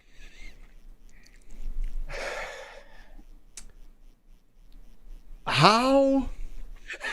Why? How? Why? I mean, are we going to get into physics? Are we going to get into chemistry? Are we going to get into anatomy? Are we getting into... It's all three, but... We need a doctor to call, 936-62. What does hyaluronic acid do? Wow. Of all... I didn't see this coming. What I start thinking of as soon as I see this, to your point, Arash, how many things don't we know about in the sporting world? And think about every little edge that everybody's looking to get along the way. And, I mean, look, one of the biggest kind of cover-ups in Olympic history when it came to doping, we think things can be elaborate. We think that they're so clandestine and they're so, complicated. In Sochi in 2014, a whistleblower came out and said in the doping room where they just kept the samples, there was a bookcase in the room. They just had a hole behind the bookcase, and somebody was just slipping the dirty urine samples through the hole in the bookcase, and then they're just bringing clean samples back. And that was how elaborate it got 12 years ago. Sounds like how I get my beers at a speakeasy. There you go. Jeez. Oh, man. I can't figure this one out. I'm going to have to... It's a natural water-binding sugar produced by the body, crucial for moisturizing skin, lubricating joints, and maintaining eye health. Jeez. It retains over 1,000 times its weight in water, providing hydration, plumping skin, and supporting wound healing. We got dry ribs and chicken fingers here. Yeah, how's that going to help you fly? Are they hoping that the midsection becomes larger and gives them more uplift? Like what? Trying to. You can let's follow the story. We'll see where it goes. How about Braden Point in the news and Seth Jarvis? We started the show. We even had a couple of callers on. Who would be the good fit? Who would be a nice fit if Braden Point can't go? Well, it came down. Seth Jarvis is getting the call. What did Mark Scheifele do to somebody that he's just not being injected? No, I don't know. Yeah, hyaluronic acid issues. Yeah, right. Well, I thought Hyman might be in play. Right. Especially to team up with McDavid, et cetera, et cetera. I wonder if there's going to be anybody, I don't know when the actual roster deadline is, because once the tournament starts, whatever the on the sheet that you provide, that's all you're able to do. And I think you have 2 or 3 alternates outside of your active roster, and then that's it. So speaking of 2014, I think PK Subban only played 1 game for Canada. He was one of the alternates. But they couldn't add anybody new once John Tavares broke his leg, either in a practice or in a game. That's it. So when you submit that form to the IIHF and the IOC, nothing more you can do. So I'm assuming it's happening this weekend. That's what I read. Nobody extra is going to be brought on the plane. Yeah. You're either in or you're not going. Yeah. Right. Which would, I guess that kind of makes sense. Let's keep her going with Olympics. So many Canadian storylines. Mark McMorris, Sasky boy, crashes yesterday. Sounds like he's going to be okay. Still going to compete in the next event. He's missing Big Air. He'll go tonight. Yeah, he's not going tonight. Sounds like a conky. Yes. So qualification for Big Air was tonight. He's hoping to still compete in the slope style. Now the slope style doesn't even begin until the 16th of February, something like that. So still 10 or 11 days away. Wow. Some of my people who have a little bit of information on this tell me they believe it's a concussion for McMorris. Now, I'm not reporting that or anything like that. That's what they suspect happened. I mean, he was taken off in a stretcher, very precautionary, looked very very scary, freak accident, all those kinds of things. But that was a pretty hard fall. Like big air guys, they go down a 50-meter high hill built on a scaffold. Like there's no give. There's not a lot of room for error here. Can't bail. When things go, can't lock when up the the brakes acid halfway doesn't down. kick in. Yeah. Your time's covering the Olympics and all that. My algorithm knows I'm always up for watching a Lindsey Vonn video. She was doing squats today with a knee brace on, getting ready. The worst nightmare ever. Mark McMorris, doesn't matter who, getting injured. Braden Point, getting the call or having to make the decision of not being able to compete, especially the athletes that have trained 4 years, their whole lives, whatever, coming back to go to the Olympics or Arash. I can't fathom. Yeah, I mean, that's like, here's the thing about the NHLers. I'm sorry, I have no sympathy, really. I get you want to play, I get it's a big deal, etc. You're a professional athlete. You have, for the rest of them, for the amateurs, this is something they've worked towards their entire life. For Lindsey Vonn, this is her last one. This is her last kick at the can, and it sounds like it's an ACL. And here she is doing all these squats, the rest. There was I believe it was in Switzerland, there was a prelim race. A bunch of them had nasty crashes. But this is your nightmare. This is your nightmare that in the lead up to, you've kind of built everything up to how are we going to get ourselves ready? What's the best ramp up period, et cetera, be in optimal shape, mentally, physically, hydration, you name it. And then boom. Just like that, sideways. Yeah. Norovirus. Norovirus. Wipe out your whole team. Yeah, what happened like that? How would it be going down at the Olympic Village or where this... They could have got it anywhere. Where this Finnish team is? No, just now. Yeah. Like everyone's going to be on eggshells. They'll be locked in. They'll be locked down. But this is an issue now, guys, because, look, we joked about all the issues with the Olympic hockey arena. Here's the thing. Those dressing rooms, teams don't have their dressing room the entire time. They get it for, half a day. They come in, then the next team comes in, then the next team comes in. You're in the Olympic Village, you're sharing facilities with people. You're in those arenas, You're in the practice areas, you're in the cafeterias. Once stuff starts to spread, then it gets, like I remember, 10 or so years ago, the mumps started going around NHL dressing rooms. And some teams were getting it, and they just, no matter what they did to clean stuff out, they couldn't. I get that they've bumped this game now, Canada-Finland, a week, but this is something to pay attention to.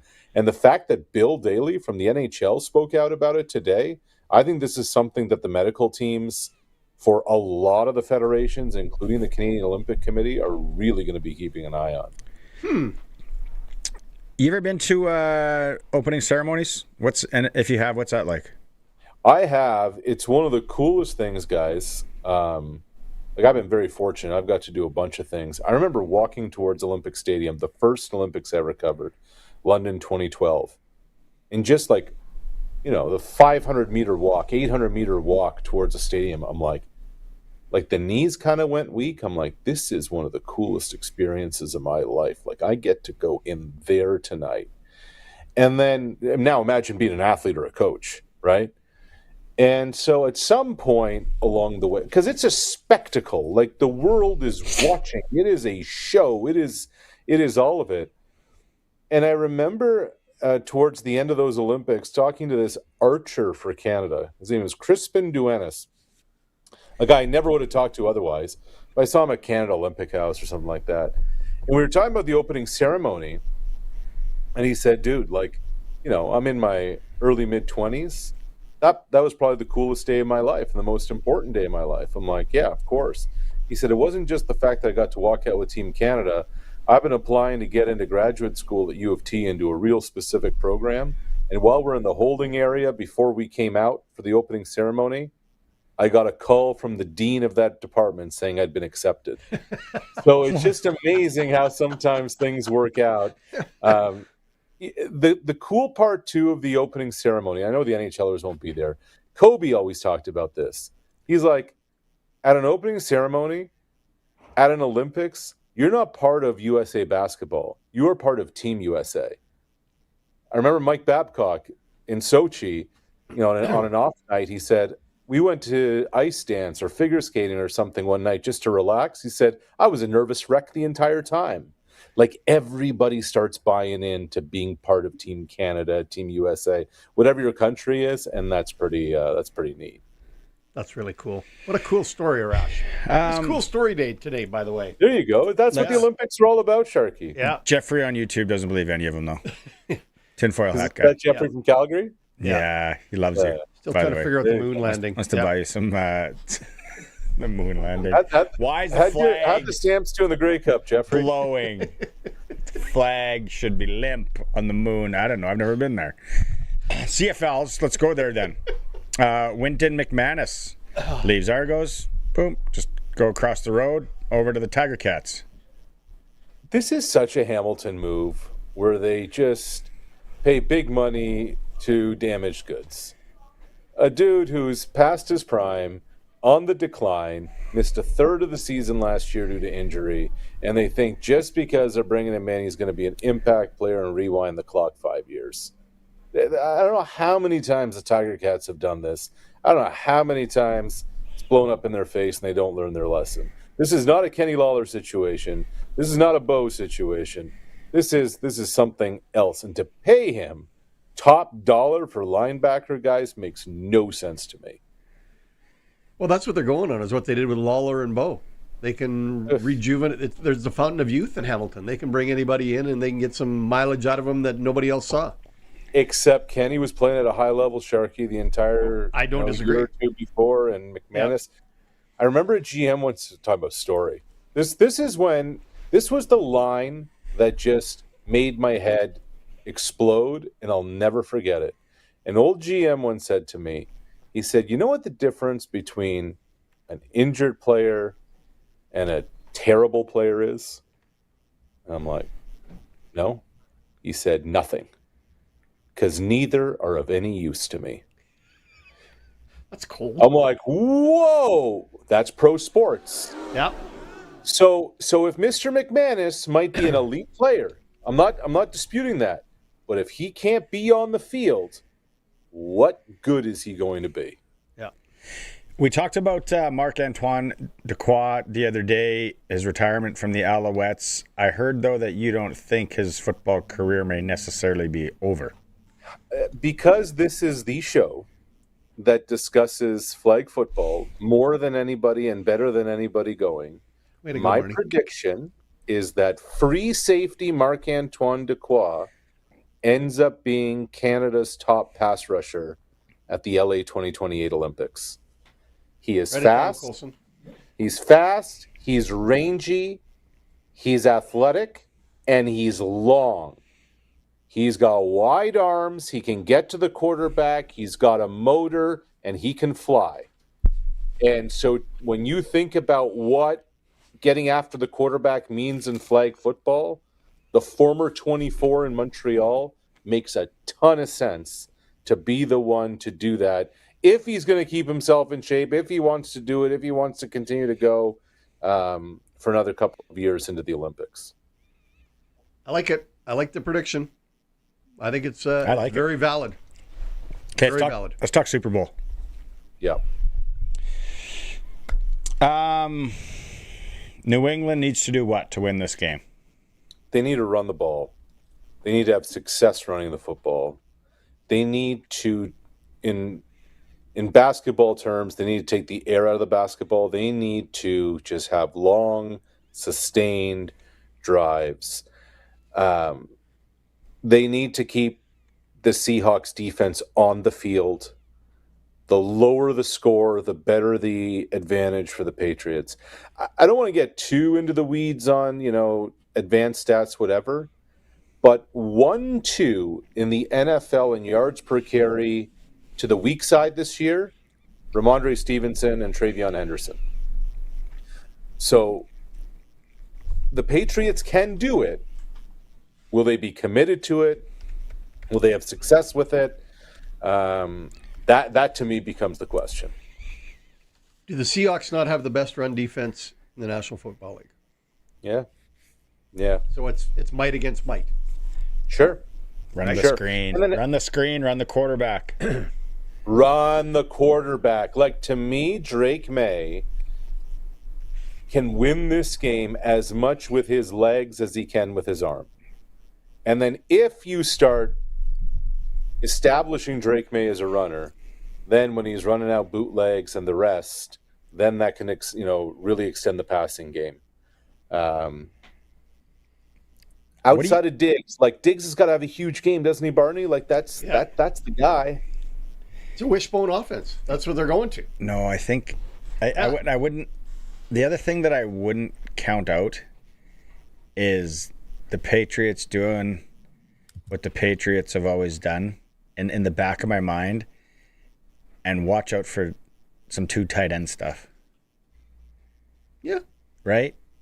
You got to throw something at them they're not expecting. What do you think about the Seahawks safety? Is it Nick Amenworry?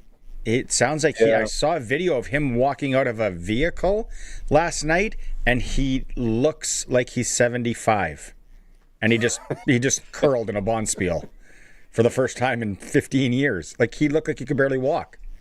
They say he's going to be good to go. I mean, they're going to shoot him up with things in areas. Yeah. Right. There's a lot of acid going in a lot of different places. But everybody's lying now, right? Like, now it's game time decisions. They've already made all their decisions. Yeah, there's no surprises now. They know what they're doing. Is it time then? Is it time for your prediction? Or do you got anything else in the Super Bowl you want to talk about? The one thing I will say is that I think what Sam Darnold showed in the NFC Championship game, like, all 3 touchdowns came in the face of pressure. And I know he had a lot of turnovers when under, facing the Heat this season. But I think Sam Darnold can deal with the pressure fine. I think that New England needs to find different ways of going about it. I think that's a big part of this game. Do you see blitzes coming out of the secondary? Is that what you see? I think they have to. I think they have to just, Sharky, I think they just have to keep mixing it up, man. I really do. Like, it just can't be the same thing. Like, it's got to be from all over. And look, if there's somebody who's going to be exotic, it's Vrabel. Like, Vrabel doesn't care. Like, no. It's house money. He's not shy. Yeah. It's the house money. You're not supposed to be here. That whole. That's right. And don't get me wrong. That guy's been to a number. McDaniels has got a number of rings too. They are going in it saying, we're winning this game. This is how we're going to win it.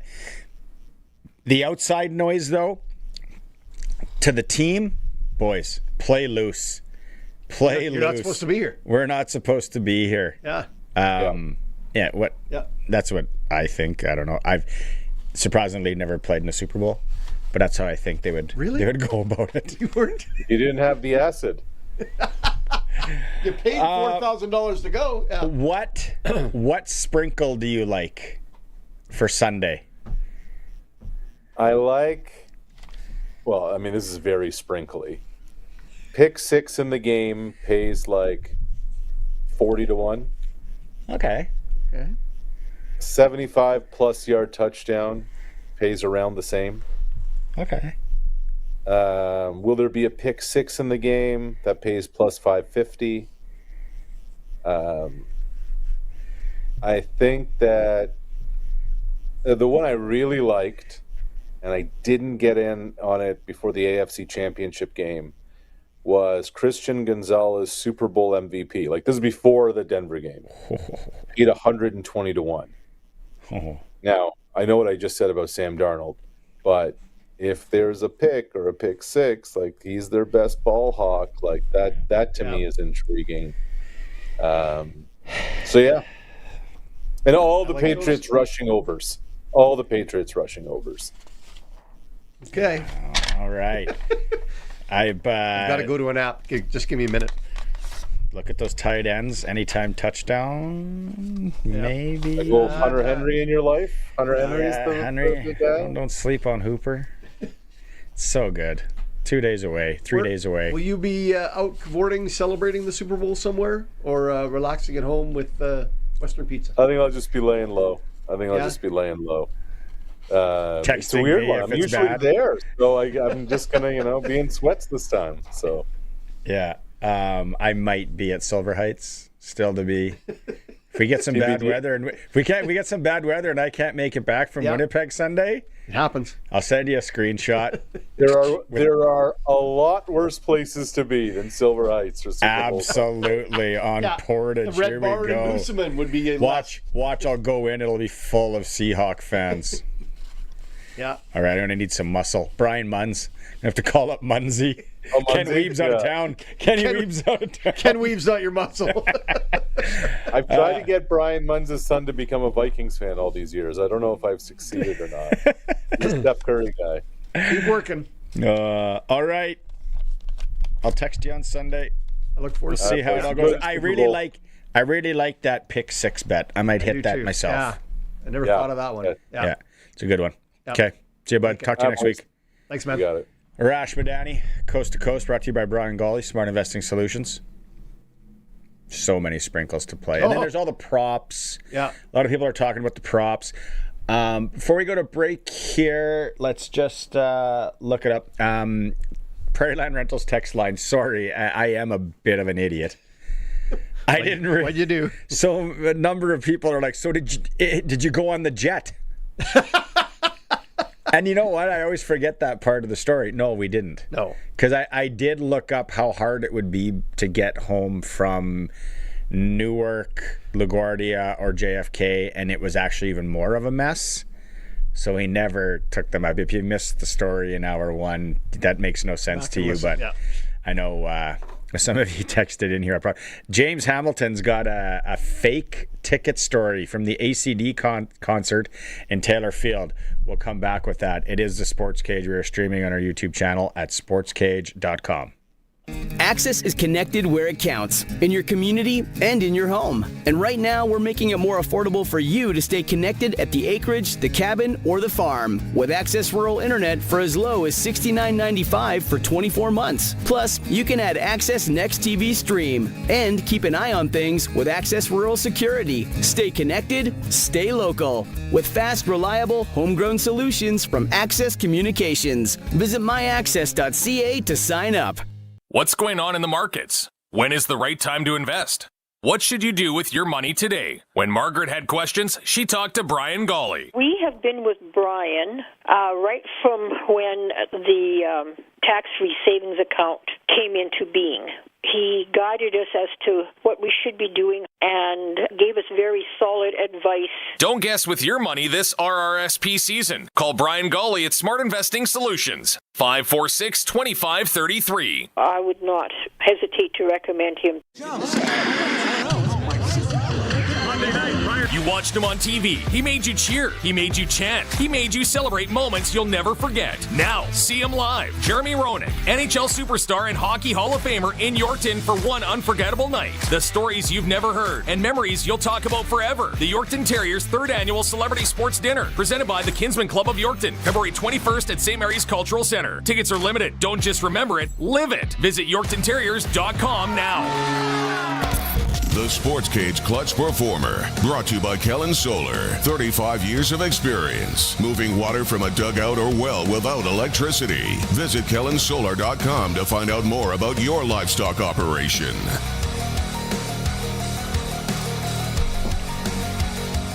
All right, Sharky. First off to you for clutch. I'm going to go with pump jacks. Hey, those ribs and those chicken, whatever they were, tenders, they were delicious. That was fantastic. Yeah. Nice work, pump jacks. That makes you, if you can't go there for Sunday for the Super Bowl, makes you want to pick up maybe for your little potluck. That's what I might do. Pick up a little potluck. Here's some curling crispy ribs and some of these chicken. Yeah, it was, they cut the nice chicken breasts and they bread them themselves there. Very nice and bread. They're not very greasy. No, they were not greasy at all. Loved it.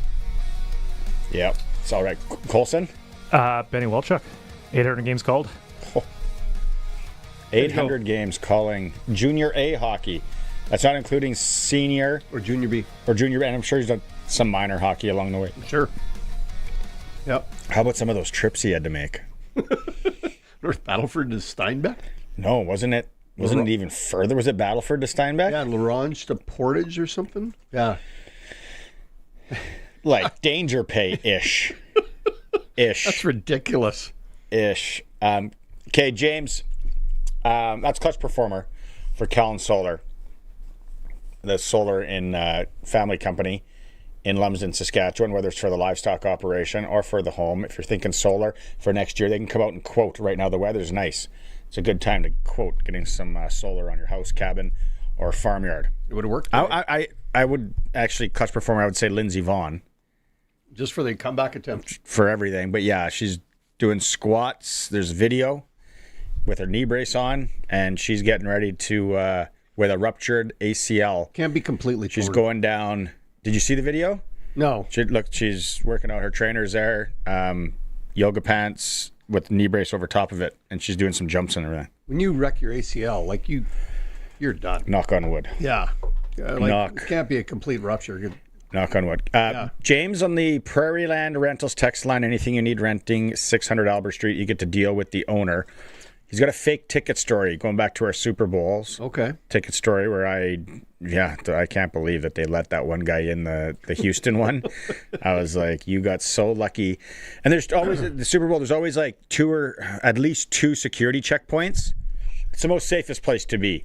The Arizona one, they had the choppers flying. Have you been to a hockey game or a football game at Westgate in Arizona? Yep. So you know the area. There was a lot of tailgating. The Houston one, not so much. And they had the chopper fly by. So it felt like it was the height of a street light as I look outside. Not very high. And they had the hombres hanging outside with the guns. I think it was more just we got your backs. Optics. We are here, and we are aware of any funny business going on. It's World Series I went to, too, in Boston. They had things set up there where you felt actually really safe. James says, fake ticket story, AC/DC concert at Old Taylor Field. Get to our seats, 2 guys in them. I ask, can I see your tickets, please? 3 times the guy says something very rude. James, you probably had a few in you, too, and you're coming out a little cocky, let's be honest. Security watching, he beaked me again. He went full Rob Ray on the guy, section 25, row 20. Both got taken out by security after everything. This guy goes back to his seats. He had the originals. We had fake ones. Wow. They put us next to the stage. Great seats, great show. That worked out. It doesn't always work out. That would have been like a paper ticket. It would have been a paper scan ticket. to get in. I don't even know if they were scanned back then. That was before scanning. What? Yeah. That was before scanning. Like, it doesn't seem that long ago. What did they do? Rip it? Yep. No. Yeah.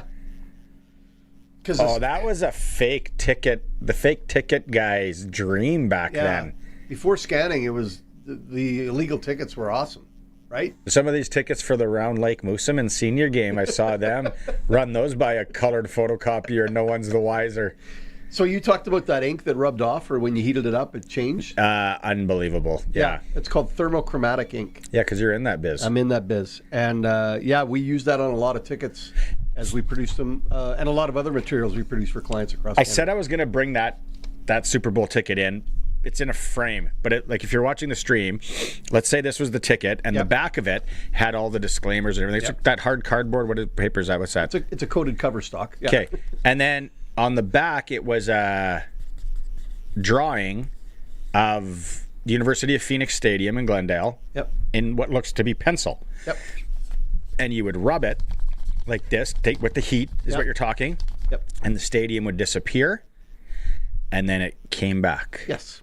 And then the fakes, you rub away and nothing's happening. It doesn't disappear. That's the ticker. That's the catch. Yeah. Colson? AC/DC at Taylor Field was August 24th, 2009. Yeah. Jeez. Yeah. That's a long time ago. That'd have been before that. James, no scanning, boys. These tickets looked authentic. Yeah. James is messaging in. Because when you could go, so let's say I stole the tickets off your desk in that time, right? I could sell those tickets because they're live and they look real, but you could then phone the stadium and have them canceled because you lost them. So the person that I sold them to still thinks they got live tickets, and they walk up and the scan doesn't work. Yeah. So, this was a few years ago. Was it a sporting event or a concert?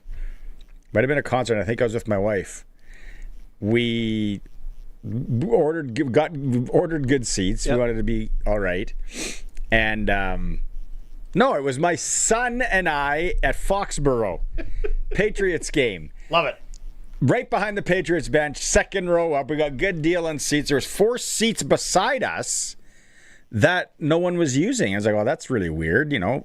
Season opener, all that. All of a sudden, these young guys come down, and they got tickets, and they point, and we stand up, and then they go sit down. 4 of them. Enjoy the game. 4th quarter, they go, hey, just so you know, these were never our seats. They look online before the game what seats, right? So they buy the cheap seats, then they walk down and hope that they get down, and then what a play. I know a guy that did that for Oilers tickets back in the day. He knew there were 2 behind the bench in the middle of the row that weren't season tickets.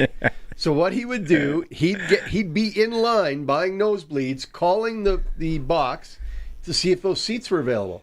No, they got sold. Okay, so then he wouldn't go down. Great play. But he was down there so often that the other season ticket holders thought he was a season ticket holder. Well, and then you make friends with the usher. That's right. And so then he actually invited these bigwigs to his wedding because they thought he was a real season ticket holder, and that's what he unveiled, that he just cost him a $70 roast beef pierogi cabbage roll plate, but hey, got a great gift. It was worth it.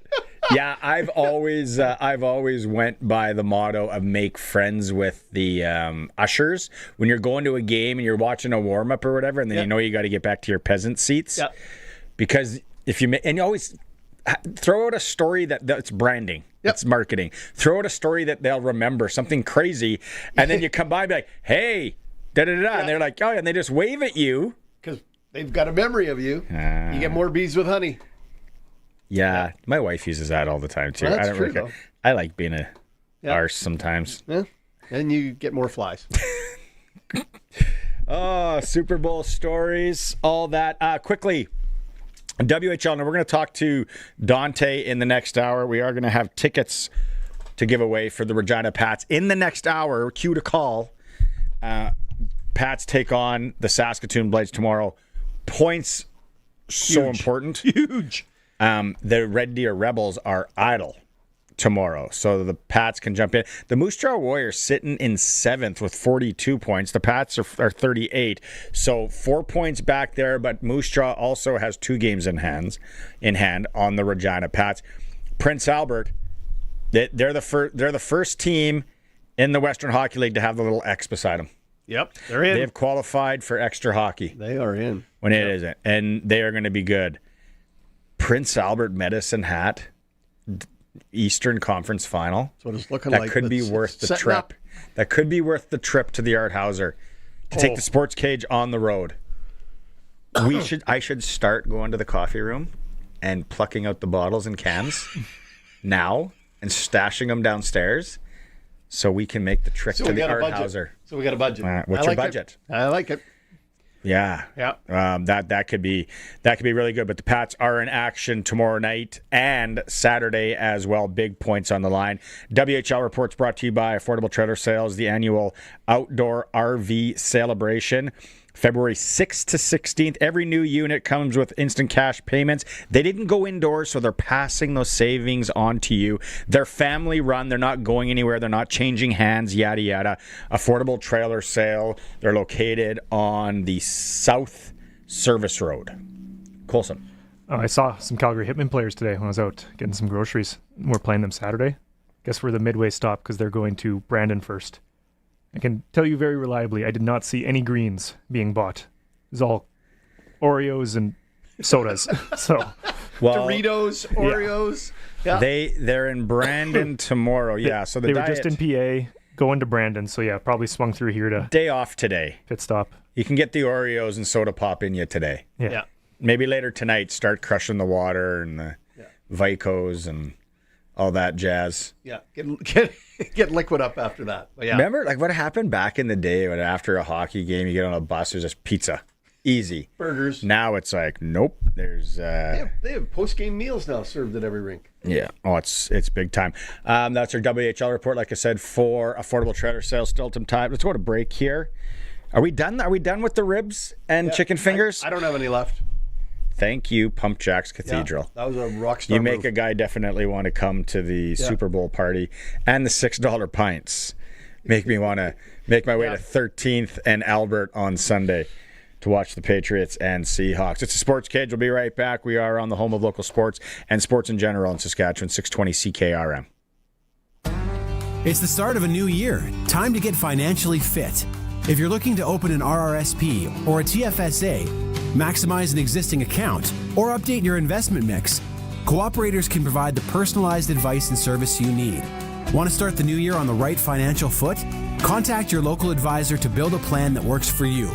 Cooperators, investing in your future together.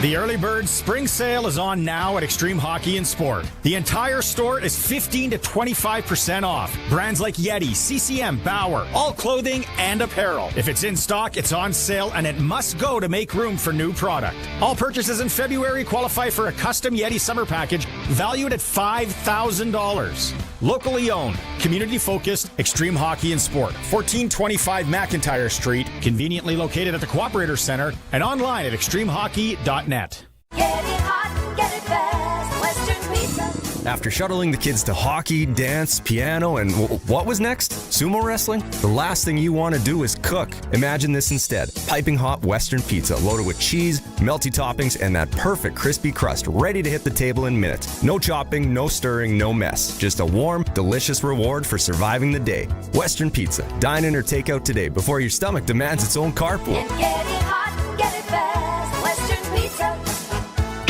If you've got a Steelcraft garage door, you've got a door with parts manufactured and assembled right here in Canada. A door with better insulation and seal, plus a warranty you're probably never going to use. And if you don't have a Steelcraft garage door, you should get one. Don't just hang a door, install a Steelcraft. Turn curb appeal into curb envy. Steelcraft door, Steelcraft door, Steelcraft door. We offer more. Steel-craft.ca. It's time for the Sports Ticker. The Early Bird Spring Sale is on now at Extreme Hockey. 15 to 25% off store-wide. 1425 McIntyre Street. Online at extremehockey.net. And now open in Moose Jaw.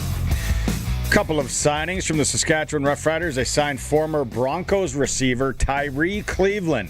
6'2", 205. 4 years NFL experience. Time with Denver.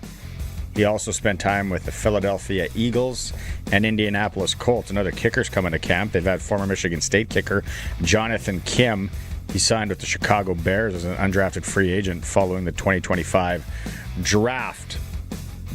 At the Olympics today, mixed curling. Canada upset mixed doubles over the defending gold medalists from Italy, or world champs. They hadn't lost a game yet. 7-2. They also beat Norway 6-3. They're on a roll. They're on a heater, and it's not even the opening ceremonies. Women's hockey, Canada was supposed to play Finland, but Finns, they're all sick. So that one's postponed a week. Prairie Junior Hockey League, Fort Knox hosting Southern Rebels tonight. AAA at the Sexy Six. Pats are home to the Warman Wildcats, 8 p.m.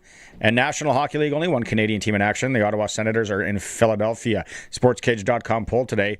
Will Canada win gold in men's hockey at the Olympics? Sharky? They've added Seth Jarvet. I like it. Yes. Braden Point is out. Yep. Seth Jarvis is taking his place. I know there's a number of texts here already. People saying, excuse me. He was at the Four Nations, though. Yeah. He's comfortable. They're comfortable with him. They're very much aware of what they're getting with Seth. So it's not a bad move. It's not a terrible decision. Everybody's got an opinion on it. Hyman's a great pick here. So would have been Scheifele. I don't think Bedard was the right replacement. No. Hyman? I do like Hyman there. What about Robertson? He's an American. No, sorry. What's the other guy I'm thinking of? You said Scheifele. Scheifele, yeah. Yeah. And then we got into the American thing earlier, and I'm like, Cole Caulfield. How don't you have that guy on your team? I don't know how they didn't take him. But then it's the same thing with Canada, and people are saying, how did you have this guy and this guy and this guy on the team? So the ticker is for Extreme Hockey and Sport, located regular location on Halifax Street at the Cooperator Center, and now in Moose Jaw at Temple Garden Center. Home of the price match guarantee. Sales on right now, especially when it comes to Yetis. 20% off Yetis. Cold drinks, easy sips, serious Yeti quality. 20% off. Extreme Hockey and Support. They are local. They support local. Home of the price match guarantee. Let's go talk on the line. He is with us. I got to, first off, Crofty from Croft Electric. This is the Croft Electric part of the program where we hit. But when does NASCAR start? First race next Sunday. Yep. The Sunday after Super Bowl. Daytona 500, biggest race of the year. Yeah. Great American Speedway. Can't wait. So are we? Is the NASCAR report starting next week? Next week. We're back in next week. Next week. Okay. Lots of news next week. We'll have lots of news and updates. So it really kind of gets jumbled in there with the Olympics, I guess. Super Bowl will be done. Yep. The Great American Race, man, it's coming. This week it's the Waste Management. Waste Management in Super Phoenix. Bowl. Yeah. Oh, we should be there, fellas. Have you ever gone to that one, Crofty? No, I've never been there. No. I've been to Phoenix, but never been to the Waste Management. We got to really look into our Sportscage trip. We haven't had one in a few years. Sportscage listeners to Phoenix last week. NASCAR. Last week you guys were talking about Duval. We could start small, go to Duval, Saskatchewan, play in the old barn, put the Duval Teddy Bears jerseys on, and then hopefully build up to Phoenix. It's a good way. I like how you start small and we work up from there. That's a nice touch, Crofty. Yes. I'm going straight to Phoenix. Sorry, fellas. Not that I don't like a nice little twirl on a small town Sasky barn, but I think we should go to Phoenix. Yeah.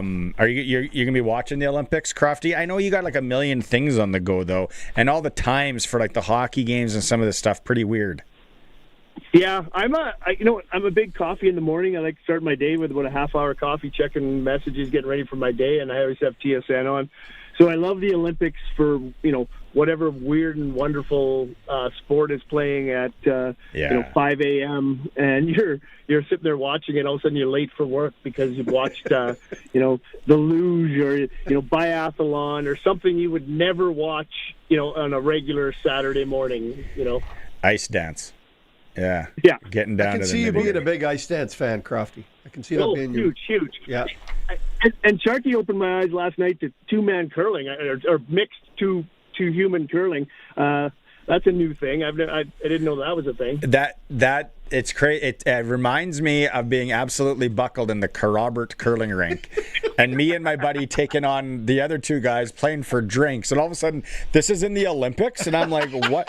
Although I did fall, and I hit the ice so hard with my elbow, it was like a bowling, like a little baseball on there. You probably hacking darts, drinking right on the ice.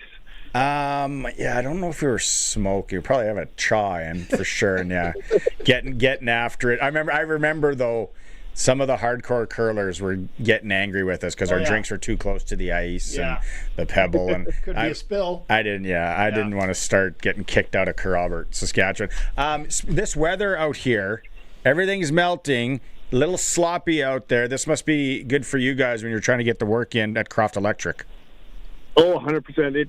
It's nice. I mean, I hate, we all like a little, what does it say on my truck right now, +7 in early February, but and we are getting some extra stuff done outside. But we all know it's going to turn cold again, and it's going to turn into a slippery mess.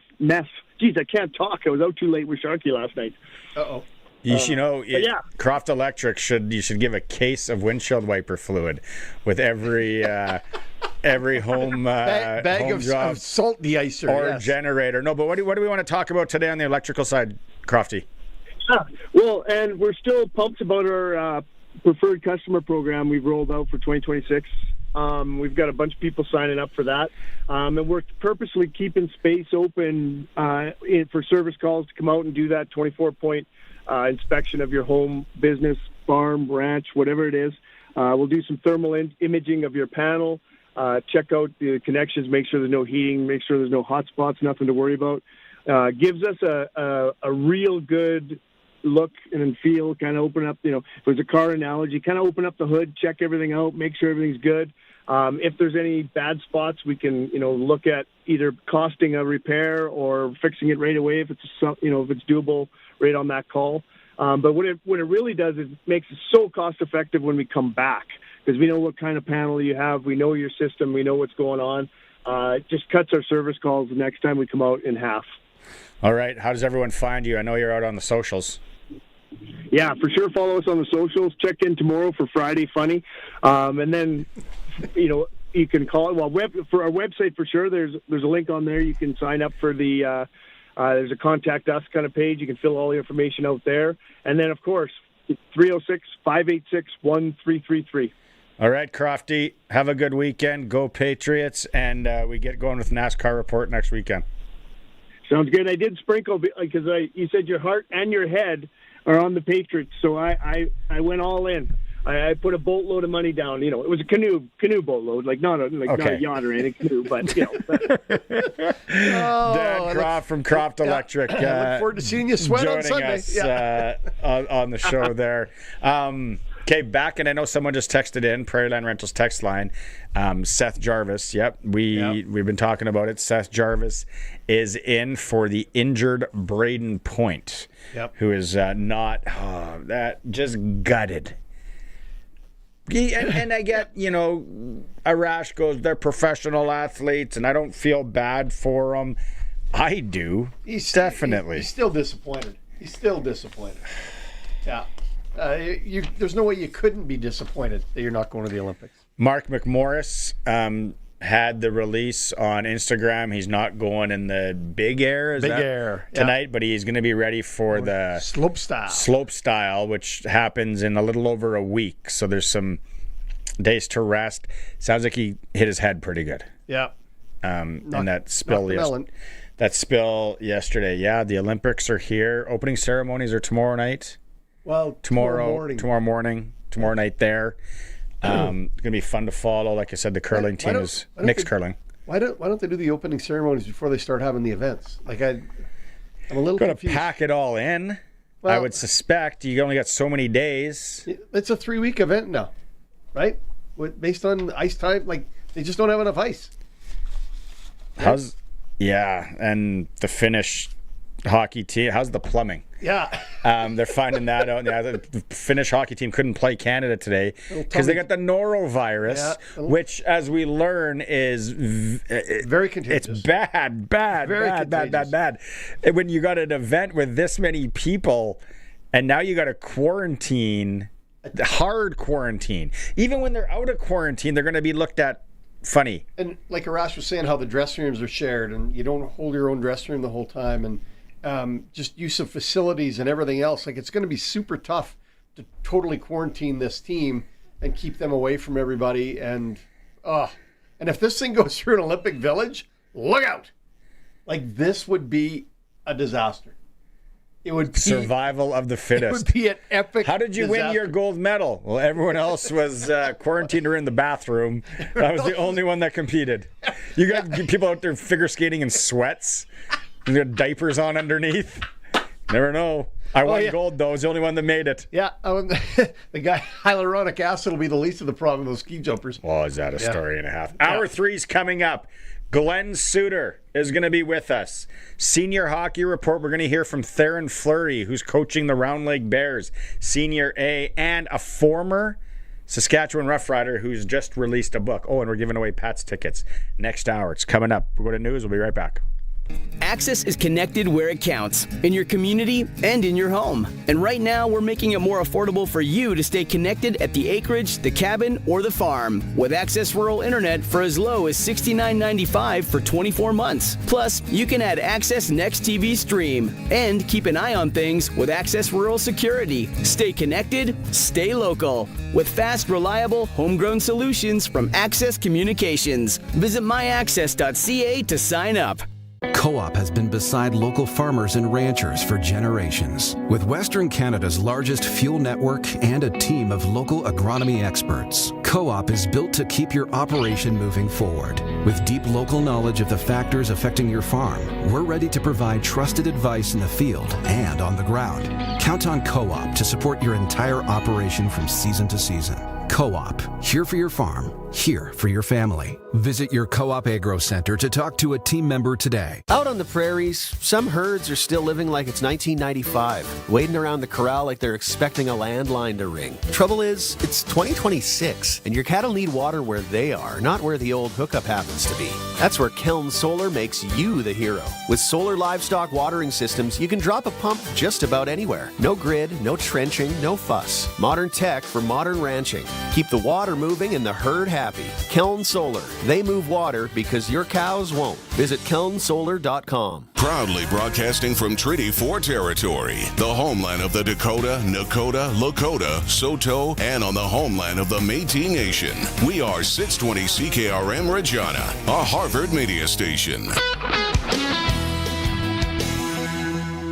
Good evening, I'm Tanner Wallace-Scribner from the SaskToday.ca newsroom with 620 CKRM News for Echo Sound in Fort Capel. Stay connected with a new cell phone from Echo Sound. Call 306-332-6711 and brought to you by Capital Automotive Group. Capital's 100K giveaway is back. See capital100k.ca for more information.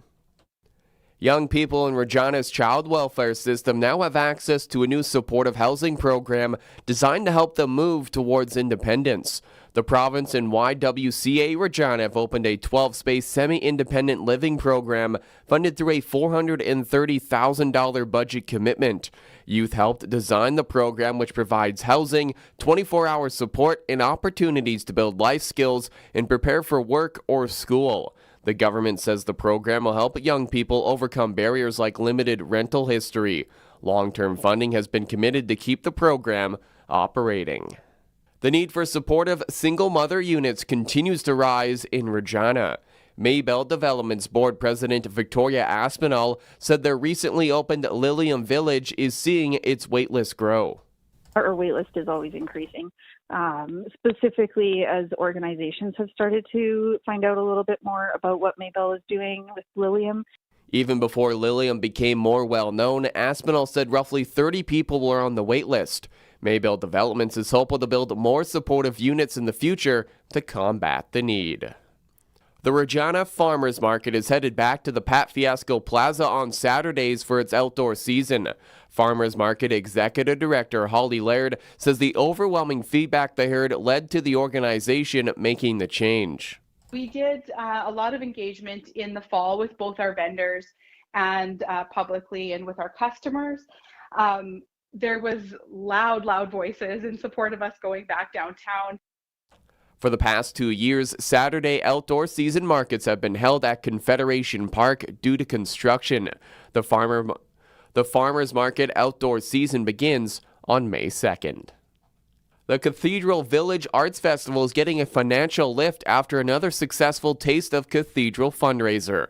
Event coordinator Linda Rattray says the sold-out night raised just over $16,000, money that's needed as costs continue to rise behind the scenes. She says expenses like paying artists, renting venues, and staffing are growing while grant funding is becoming harder to secure. Rattray says fundraisers like the Taste of Cathedral are essential to keep the 35-year-old festival completely free for the public.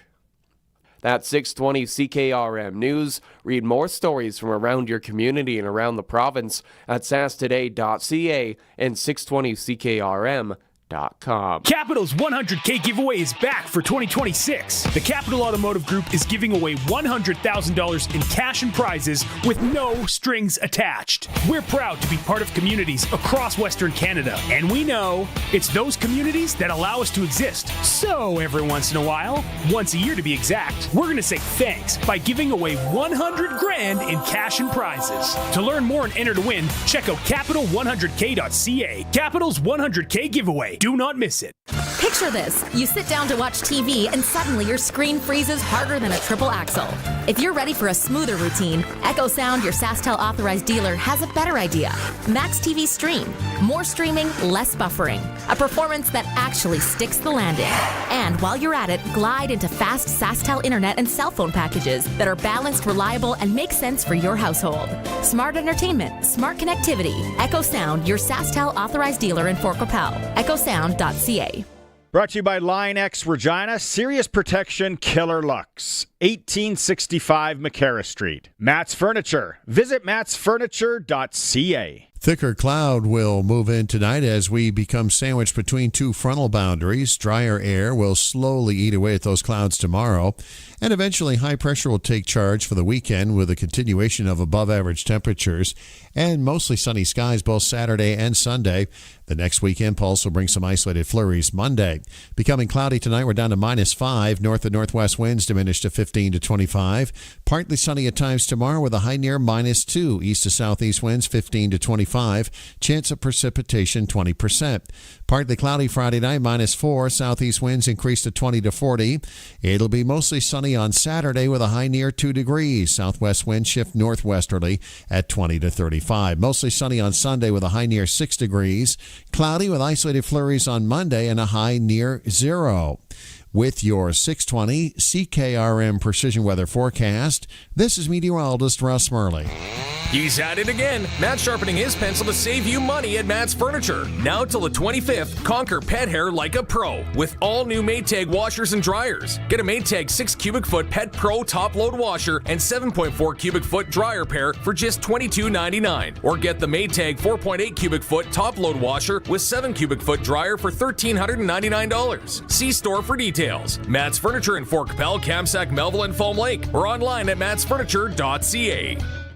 For 40 years, the team from Line X Regina has been protecting vehicles across Saskatchewan, and we're changing with the times. 3 generations of our family have protected your vehicles. Our business has evolved, and we're not stopping now. The next generation is here.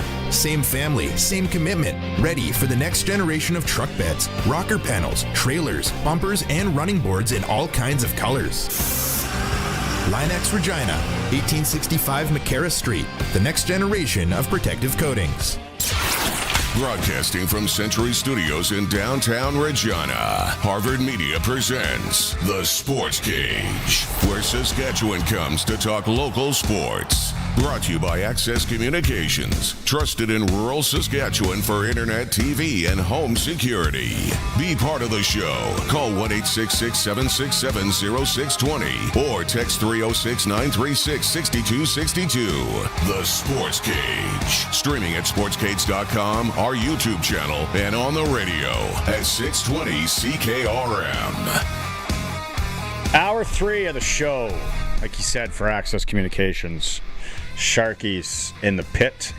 It's for Flooring Superstore. Trent taking in his team, cash and carry prices, or they can find someone to do the flooring for you. Colson's in the board. If you're watching, you see the aerial view there. We're rolling. We're only 2.5 days away from the Super Bowl. Let's go. Love the satellite view. Patriots. I know you're cheering for the Pats, but I know. I'm not like super confident. We're still going to give away Pats tickets in this hour as we talk to Dante DeCarrier, a former Saskatchewan Roughrider who just wrote a book and it's been released. Yes. Interesting. On that senior hockey report, we're going to hear from Theron Fleury, who's coaching the Round Lake Bears. Hockey news, when it comes to Team Canada going over to Italy, Braden Point, former Moose Jaw Warriors, unfortunately not going. He's staying home.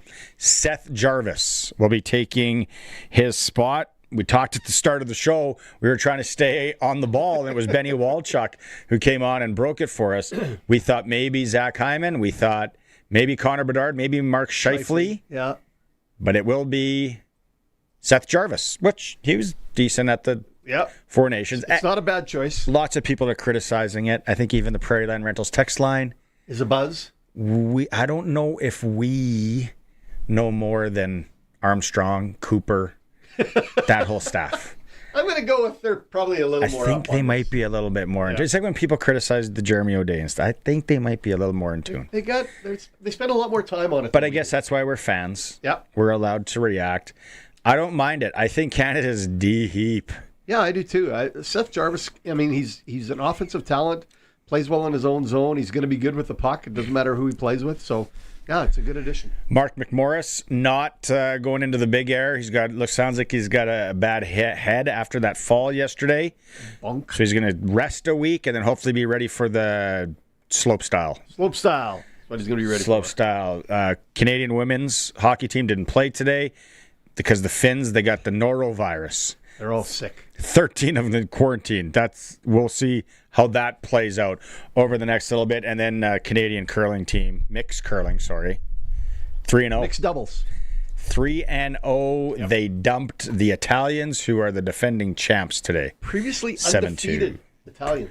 Previously undefeated. All right, so that's kind of a quick rundown. Let's go out on the Western Pizza guest hotline. Western Pizza had their Have a Heart night last night. That's still no excuse not to order a wheel or any of the Greek favorites you love tonight. Yeah, you got it. Okay, look at the weather. It's like spring outside. Things are melting. I feel bad. Yesterday, this happens probably a lot on the West Coast with suits. I was driving, and I'm very cautious to not splash anybody. Yes. And then another truck, and I think I almost splashed a lady by accident. I felt so bad. Like I was going to pull over, but then she kind of kept walking like nothing happened. So I'm like, I think I missed it. But it's very it's very wet out there, lots of puddles. Be careful. Be good humans. Don't be filming it and laughing. Did you see the kids in Saskatoon that set up the, instead of a lemonade stand, windshield wiper fluid stand? And I don't know if that's fake, but I saw it online. Glen Suitor press coverage. Here we go. Glenn, sloppy out here. It's raining. I heard you got a new setup. You got like new headphones, a new microphone. Did your tax return come back? You went out shopping or what? No, I'm actually talking to my son about the music and some other things that we're working on. And he goes, hey, by the way, when you're on the podcast back in, or the stream back in Saskatchewan, are you using your mic? And I went, oh, yeah, no, I forgot about that mic, because this mic was bought when we were in the pandemic and we were still doing stuff on TSN and we were doing preview things and look back at the year before and all those things, trying to fill a lot of TV time. Dead air time. When there was no games to do. So that's when I got it. And then I thought, you know what? Thank you for reminding me. I'll try and get that set up. Is it a Yeti? Is that the brand name of it? Or is it a blue something or other? Because it's a good question. Those two companies made a lot of money out of COVID when everyone was starting podcasts. Yeah. Those if you could go back, I would invest in Zoom. Yes. Or these microphone outfits. Probably Zoom though. They did well. Yeah. They did very well. Hey, Super Bowl Sunday, obviously. Yeah. Big Patriots talk over here. We've been talking about the Seahawks as well. Have you ever covered a Super Bowl? I was curious. Yeah, actually, early on in my broadcasting career, I tried to talk TSN into allowing me to do other sports. In fact, I did some reporting for SportsCenter in the NHL. I covered the Vancouver Canucks. I was actually around when there was the head smashing with the stick, and I don't even remember the. That was Todd Bertuzzi. No, that was Marty McSorley. On Donald Brashear. Marty McSorley. That's right. That's right. But Todd Bertuzzi did something too. But that was before that. He suckered that guy. No, I think it was after that. Look it up. Okay. Might have been after. Anyway, I was in the building. working for SportsCenter that night, and with David Pratt. I don't know if you remember that name. Yeah. And he was the veteran reporter and basically told me, you go to one locker room, I'm going to the other. This is the story nationally, no matter what. None of the scores matter. None of what's happening on the ice matters. This is going to carry for a month or two. But yeah, to answer your question, I've been to a couple Super Bowls. San Diego with Tampa Bay and Oakland. I don't know if you remember that one way back. Very interesting to be in press conference time with a guy like John Gruden. And I know that he's, a lot has come out in some of his emails and things like that, well beyond that Super Bowl. But that was a blowout win by Tampa Bay and his team that year. And being in a press conference with John Gruden is unique. It's one of those, the way he talks, and it's like he is doing a motivational speech in a press conference after every question. And it was really quite remarkable. I was just sitting there thinking, man, I'd like to play in this game the way he's talking. Now, I know he's gotten into some trouble and things since then, but and then San Diego, that was a great game. I mean, that was the Atlanta game with the Rams and the Titans, and that was right down to the goal line, last play. Kurt Warner, who tried out in the CFL for years and couldn't get a tryout, and then ends up being the Super Bowl MVP because he has the big game and the big play down to the wire for the Rams, and they beat the Titans. So, well, those are two good Super Bowls, man. Because the first one, just to go back to that was the one. And as I start to think about it, it's always kind of been I've always been curious on it, because that's the one John Gruden left Oakland. He got traded. Coach got traded to Tampa Bay that ended up playing him in the Super Bowl, which they won. That's... And Nick Callahan, I think Callahan was the coach in Oakland at the time.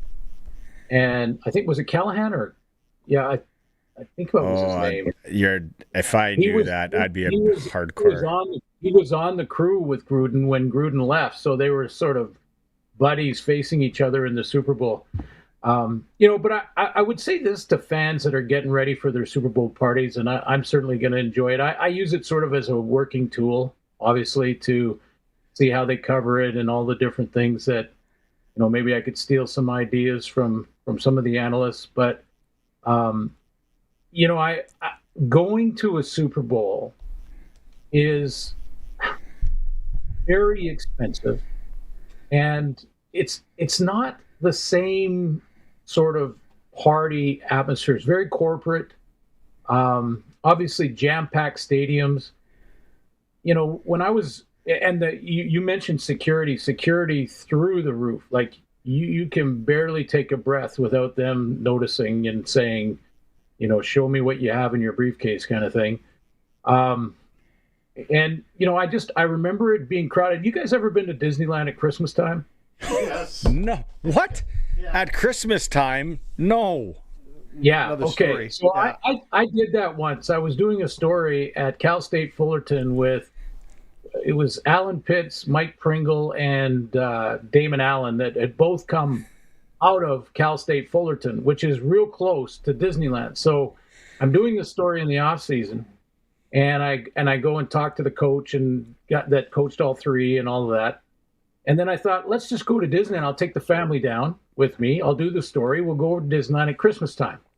Well, the streets through Disneyland jam-packed to barely moving. And I thought, if something happened in the middle of this crowd and they dispersed outwards, I have to figure out a way to throw my 8-year-old son over this fence so he doesn't get crushed.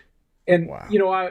When I've been to Super Bowls and covering them, it's very similar. I mean, the jam-packed area where the Super Bowl is happening is, it's jam-packed outside with people and very corporate in the events and things like that. Like if you're going to a Super Bowl party, which I got a chance to do. In fact, at one, Madonna was playing. Oh, yeah. Not like that would have been like in the late 90s, early 2000s? Early 2000s, yeah. 203 and 2000, yeah. Not like Madonna, Holiday, no. like a Virgin. That's the 80s. Like a Prayer. 80s. Late 80s. Late 80s. Those are good tunes. But my point is that if you're planning your Super Bowl party and you're kind of like envious of people that are at the game, don't be. Your Super Bowl party is going to be fun, and watch it on TV with all the great angles. Yeah. No, it's no fun being at a Super Bowl at all. Well, it's not the party the Grey Cup is.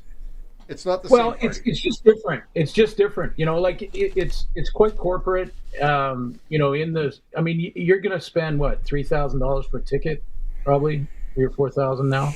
More. Yeah. Yeah. Today, 4,700 Canadian to get in. Yeah. And and I've always said that you can create whatever party you want. It can be a good one or a bad one. Doesn't matter what's happening around you. So I'm sure, Barney, that's where you had your big parties, which you're going to make it fun anyway, no matter what. I just walked around observing and thinking, man, this is very different. The in-house stuff, the stuff that you need a ticket for. Very corporate, like people walk around dressed up and they're saying, I want to be seen at this event, and then you go to media row and there are some real cool guys to talk to that hang around, and like Doug Flutie, like you guys talked to the other night. Here's the we got 4 minutes left. I told you I'd tell you this predicament I'm in, and I haven't shared it with Sharky. This gambling / betting predicament. We're in the season-long survivor pool. Let's say there's around 8 Gino for the winner. Okay. As you took your attention. Now it's real money. So the problem is, Buddy and I kind of go at it together. I got under my name, he's got under his name. We made it deep before. The year I won was 2015. It was me and one guy left. He took the Seahawks. I took the Patriots. Last play of the game. game. I was at the game. Patriots win. Interception on the goal line. I totally forgot about it till I got home. I'm like, the pot wasn't that big back then. This year, it's down to 4 guys, and everyone, me and my buddy, we want to split. Let's just get our 2 and get out. But no, everyone's riding it to the end. So now we're in the predicament where it's technically under his name, so he's trumping in on me, and I don't want to fight it, but we're taking the Seahawks. Oh, I know. So talk about the situation that I'm in on Sunday. Because then one guy's going to take the Patriots, I think. So if he wins, he gets it all. Oh yeah. There's my predicament. Barney, when you're watching the game now, you are stuck. I mean, you can look at it, I guess, 2 ways. You could look at it and say, well, Seattle's beating me up. I'm going to win. Cool. And if my Patriots win, I lose the money, but I don't. My Patriots. It's not fun. I don't envy me on Sunday. The roller coaster of emotions. Every play. I'll be pouring a very stiff Last Mountain Old Fashioned and sipping on that. Okay, couple minutes left though. Do you got a prediction for this one? How do you see this one going? You're not a prediction guy. We know that. Yeah. What do you you can predict this one? No, this one I'm all over. Okay, so I'm taking the Seahawks. Okay. I'm looking at 2017. I think it will be close. I really do. I think this young quarterback is going to probably struggle a little bit down in the red zone if they get down there. And I'll go back to the analytics that I think usually comes out on top on these games is the defense. The best defense usually wins. Now, the Patriots have been the hottest defense through the playoffs probably, but Seattle's been the best defense all year long. And as I mentioned last week, that stat where when your number 1 defense in points allowed plays a top offense in points for, the defense is 8-1 in the Super Bowls. The only time that changed was when San Francisco beat Denver in 1989. Did you write down his prediction? Yeah. So I'm looking at Seahawks just because of that defense. You know, Drake May has been sacked 5 times in every playoff game he's played in this year, and somehow has found a way. So that's what gives you hope, I think, Barney. But you know, he's going to have to run. He's going to have to create with his legs. He's going to have to you know, make some magic happen to open up the interior run game, because it's a great, you know, I love when everyone says, well, they're going to have to just pound the ball, run the ball, and if they can run the ball successfully, then the Patriots can win this game. Well, I'm sure that the Seahawks are sitting in their meetings going, let's make Drake May become a pocket passer to beat us. They're going to, for sure. Okay, Sharky, we haven't got yours yet. Colson, write it down. Your prediction, score. 27-13 Seattle. Okay. Yeah. You're crazy. 27-13 Seattle. I think that's crazy. Mine. It'll be 20-13. Colson, 27-24. Boston area football team. Okay.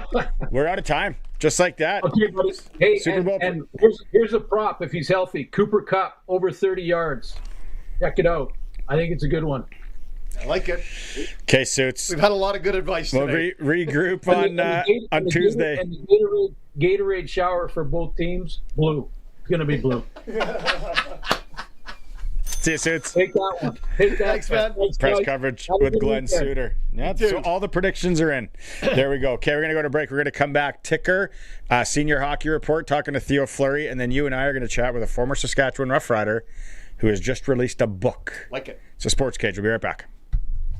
Winter in Saskatchewan tests everything, our patience, vehicles, and sometimes our bumpers. From icy parking lot dings to serious highway mishaps, choosing local matters. At Regina Motor Products Collision Center, we're Saskatchewan owned, run, and we drive these roads too. An SGI accredited full-service collision center working on all makes and models. Submit your SGI claim and book your appraisal. It's easy. When you need repairs you can trust, it's neighbors helping neighbors. Regina Motor Products Collision Center, south at Highways 1 and 6 Albert Street, rmpchevrolet.com. Get it hot, get it fast, Western Pizza. The days are shorter, it's colder out, you're heading home, and your stomach is making that sound like it's sucking up to your spine. How about a delicious Western pizza? Imagine it, a golden, crispy crust holding a mountain of melty cheese, savory pepperoni, fresh veggies, and that perfect drizzle of sauce. Every bite is warm and exactly what your cold, hungry self ordered. Western Pizza. Dine in or take out today, before your stomach starts making demands. And get it hot, get it fast, Western Pizza.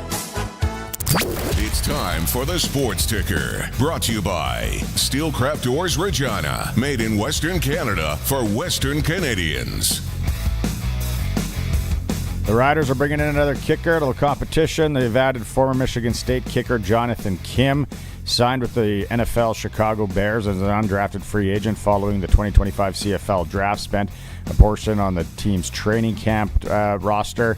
He's from Michigan State. Made 19 of 21 field goals in 2024. At the Olympics, Canada in the upset lab today. They upset, well, is it an upset? I don't know. They beat Italy, stopping the Italy duo's 22-match win streak in mixed doubles, 7-2. They won there. If you didn't hear, Canada's supposed to play Finland in women's hockey. Postponed. Basically, the full Finnish team was sick. Hockey in and around the area tonight. We got some AAA, Warman Wildcats, Regina Pats Canadians, 8 p.m. at the Sexy Sixer, National Hockey League, one Canadian team. Ottawa is in Philadelphia. Things wind down there. Prairie Junior Hockey League, we got to mention this one too. Assiniboia is at the Southern Rebels, 7:30 puck drop in the Fort. And the Sportscage.com poll today, will Canada win gold in men's hockey at the Olympics? Vote at Sportscage.com. It's for Regina Steelcraft Doors, made in Western Canada, for Western Canada. If you need a garage door, they got one at Regina Steelcraft Doors. Time now for the Saskatchewan Senior Hockey Reports on the Sportscage. Brought to you by Warren Steinley, MP for Regina Leuven, always on Saskatchewan's side. And Croft Electric. 28 years of trusted, reliable home, farm, and commercial service for all electrical needs. CroftElectric.com and all socials. Senior Hockey Report. Monday Nooner guys are here. Senior Hockey and league time. Interesting. First off, let's go to one league, the Notikeww Belts. Where are we? Barn, fellas, Boz, we're heading into playoffs out there. Radville's taking on Milestone this weekend. Gravelberg's in Cornack. Yellowgrass is playing Assiniboia. And Avonlea and La Flèche face off in the quarterfinals out there in the queue. Then we got a semi best of 5. End this thing off with a best of 7 championship series later in the month. I would tell everybody to check out some provincial action this weekend. By far the busiest weekend we will have provincial hockey-wise in the province for the year. By my count, there are 8 games on Friday, 16 teams in action.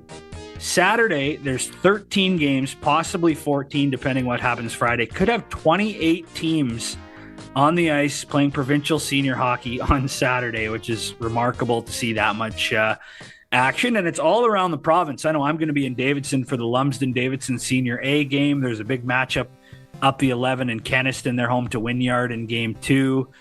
Folks around Raymore, they've got Drake in game 1 of a Senior A quarterfinal series. Redvers is home to Langenberg. Man, they're all over. The one thing that we talked about on the Nooner that you mentioned, Grayson is back. They're in provincials. They haven't played in a long time. I heard 45 plus years since there's been a senior game in Grayson. The Tigers, they revived their logo from the 80s, and they put together a ragtag group of locals, older vets, some guys in their mid-40s, some guys in their teens, and everything in between. And they're going to be playing Provincial D against the Q Park Canucks. Game 1, I believe, is Saturday in Grayson, 7:30. Be a big event out there. That's massive. Good job, everyone in Grayson, Saskatchewan, getting senior hockey back going here for provincials. Ochapowace rink going to be buzzing this weekend because we got Friday, Ochapowace in D opens up, and then Saturday, it's Round Lake hosting Moosomin. Then they're going to do the return thing. They're going head-to-head with the Super Bowl. They don't care. They're going in Moosomin on Sunday. A couple of weeks ago, we caught up with head coach of the Round Lake Bears on the Monday Nooner. That is Theo Fleury. Here is that interview. Interesting one. Theo coaching Round Lake. Round Lake's back in, and then they have you listed as the head coach. How does this come about, Theo? Well, last year through Holte, they were in Calgary playing in a hockey tournament, and so Holte said, "Hey, you want to play some hockey?" And I said, "Sure, why not?" So I ended up playing for Round Lake last year. We won the tournament, but being, over 55, playing in an over 35 tournament, it was crazy. And then we just got done this weekend because I played again, and we ended up losing a game. And so when you lose a game, you got to work your way back. So I played 6 games in 3 days, and I can't even move. So before you start playing with them last year, are you skating once a week, once every 2 weeks, once a month kind of thing? Because I remember once a year. Yeah. I don't have any desire anymore to haul my gear down to a rink, and that's if people say, "Well, you don't play any rec hockey?" I'm like, that's a lawsuit waiting to happen. Yeah. You got these donkeys out there who still think that there's a scout standing in the corner of a rink with a contract that maybe he has a chance to still has a chance to make it. But I have to always remind those guys, just leave me alone. And then if they don't leave me alone, I say, I have 1,800 penalty minutes in the show. And I go 900 of them are stick infractions. So get away from me, or I'll carve you up like a Christmas turkey. What are you expecting? I don't really have any expectations. This is my first time coaching any level. Besides when I was playing, I used to run a hockey school in Calgary for 15 years and whatnot. But I'm excited about the opportunity.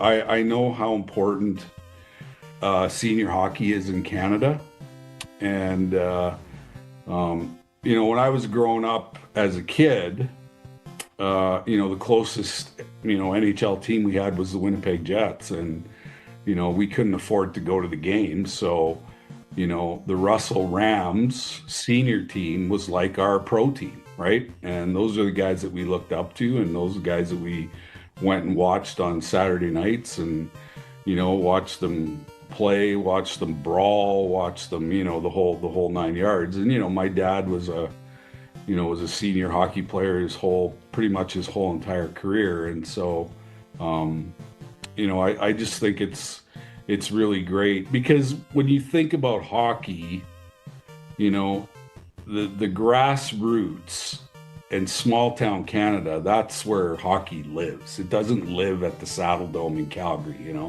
it lives in the small towns, and that's why every small community has a rink, because that's the livelihood of the little town, and that's where your kids go to learn how to be a part of a team. It's where you go to catch up on all the gossip around town, Mm-hmm. and from my understanding,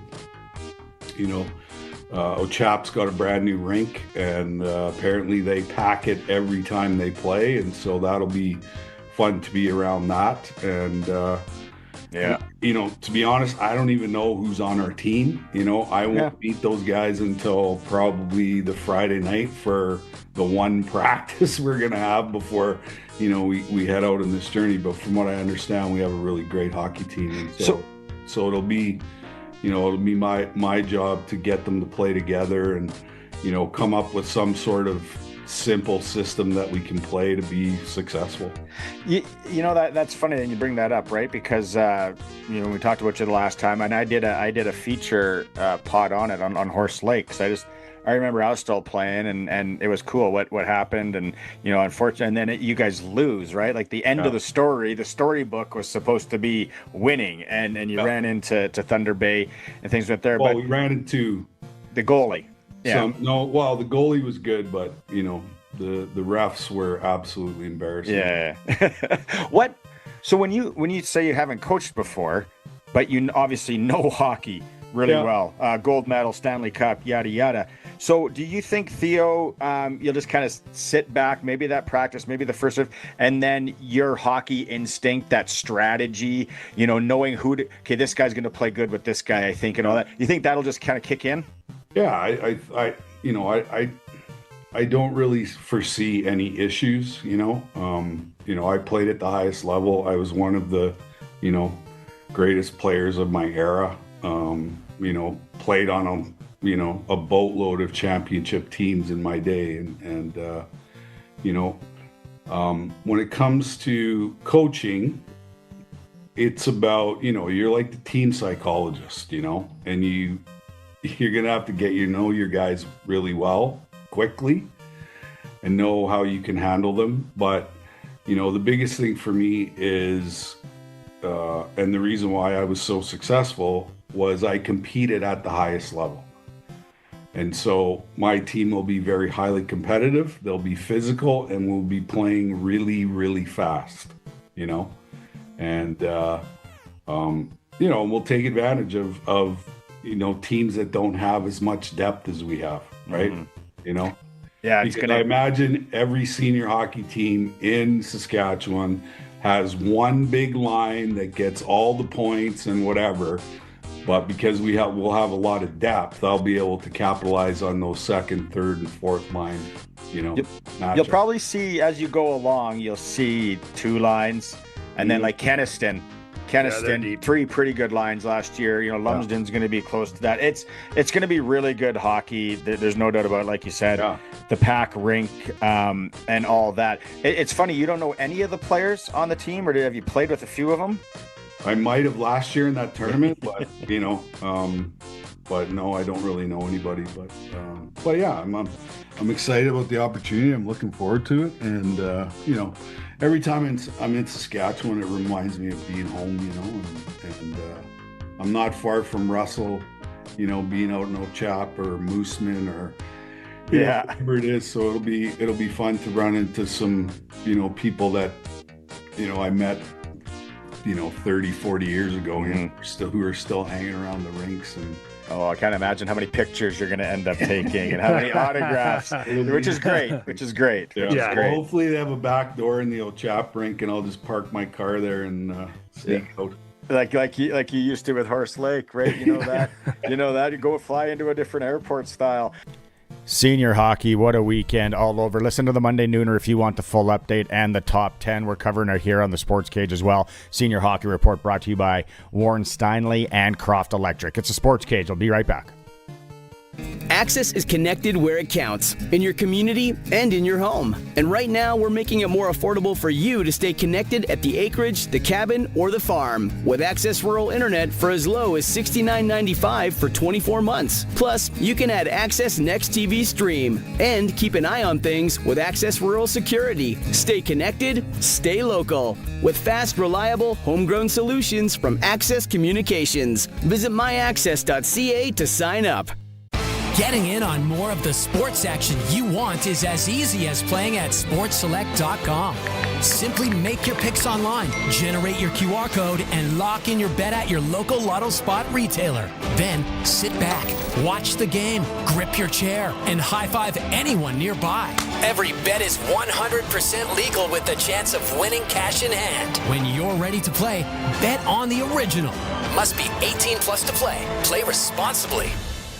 Good evening, everybody. Bob Cole with Harry Neal. If you grew up watching hockey, you remember Jeremy Roenick. The goals, the moments, the personality that jumped off the screen. He didn't just play the game, he created hockey memories. Now the player behind those moments is coming to Yorkton. Jeremy Roenick, NHL superstar and Hockey Hall of Famer, live and unfiltered, sharing the moments you remember and the stories you've never heard. The Yorkton Terriers' 3rd annual Celebrity Sports Dinner, presented by the Kinsman Club of Yorkton, February 21st at St. Mary's Cultural Center. Tickets are limited. Nights like this don't come around twice. Visit YorktonTerriers.com now. This is Sportscage. Watch our live stream at sportscage.com and on the radio at 620 CKRM. Welcome back to the Sportscage for Access Communications on Thursday. Sharky is here when Sharky's here for Flooring Superstore. Trent Dickin and his team, over 20 years in business. Now we've been talking about it all show. We're days away from the Super Bowl. The Olympics are on, and things are busy. We're already winning things. Yep. Western Pizza guest hotline. We teed this up earlier. Western Pizza, plan your Super Bowl party. Maybe do the pre-order thing. Yes. They're probably going to be busy on Sunday. Any of the Western Pizzas you can order online or call. Joining us on the Western Pizza guest hotline, former Saskatchewan Roughrider Quinn Magnuson is joining us. Quinn, nice to see you. It's been a while. Gentlemen, it's great to be talking to some Saskatchewan people again now that I moved out to British Columbia, but happy to be home, so to speak. Yeah. Well, I'm sure you didn't miss the minus 50 cold snap that we had a week and a half ago. I'm looking at open golf course with grass showing, so I'm pretty happy out here. Oh, yeah. Are you on the island, Quinn? Is that where you're at? Or are you in the mainland? No, I'm actually in Radium Hot Springs. So we're right on the Alberta border in the Kootenay Mountains, and we're on the 16th fairway here at Radium Resort Golf Course. And man, it's the thing about winter out here, I don't have to plug in my truck, and I don't have to worry about what jacket I'm wearing day to day, so it's awesome. All right. Well, that sounds good. That is a plug. Thanks for the motivational speech. Tourism, and the great town and area of Radium Hot Springs. No, we brought you on here, Quinn, because you have a book out, and we were kind of chatting about it and texting back and forth. First off, Rider Nation, Sportscage listeners out there, explain the book and the journey to get this done. Yeah, so the book is called Effort Over Results, and really where it was born out of is years and years, obviously, as a father. My kids are in their 20s now, but just learning the lesson of of growing, more resilient, more confident kids, but then translating that into employment with your employees, into the classroom, as teachers with students, and then really as coaches with your athletes, and praising them for the effort they put in and making sure that that's the messaging that they're hearing, because really that's what their self-worth is built on. It's something they can control. They can control their attitude and their effort, right? It sounds cliche, but that's the one thing they have control over. So when you praise that, they feel like they can replicate that. They can continue to do that and then gain that praise for it. It doesn't mean that we're not focused on results. They still want to win games. They still want to, set goals. But when the messaging is only results based, when it's only based on achievement and accolades, kids tend to build their self-worth on that, and then they grow more fearful, less resilient, less confident, because they don't take on challenges. They don't take on greater risks, because they just want to stay safe, where mom and dad or the coach or the teacher, have called them smart or athletic or talented. And so really the book was born out of that. It's also a business book, though, because I think a lot of business owners have a tendency to focus only on revenue, KPIs, metrics, results. They preach that. Yeah, you guys know this. They preach that to their employees, and then their employees feel like, well, it doesn't matter how much I do, I can't win because we're not getting the results. But then if you focus on the effort that they put in, they feel like they can replicate that. And so that's really what this was born out of. It started as a business book based on the story of my life as a professional athlete, as a father and a husband, as a business owner, and as a coach and a teacher. And all 4 stages of my life in those 4 areas really is what wrote this book, and it comes out this week. I watched a couple pieces on you today getting ready for this and making sure that I was prepared. You told a great story about track and field. And although you didn't win, you set a personal best. So again, you were focused on your effort and your results. Could you relay that story again? Yeah, I grew up in a family, for those of you who know my family, like my uncle played for the Blackhawks for 10 years, coached him for 2. My cousin Steve Mazurek played for the Riders for a bunch of years. My brother and I were both really into sports, obviously, and so we had an athletic background. But my family never preached, win at all costs, or why aren't you a champion, or why aren't you, winning.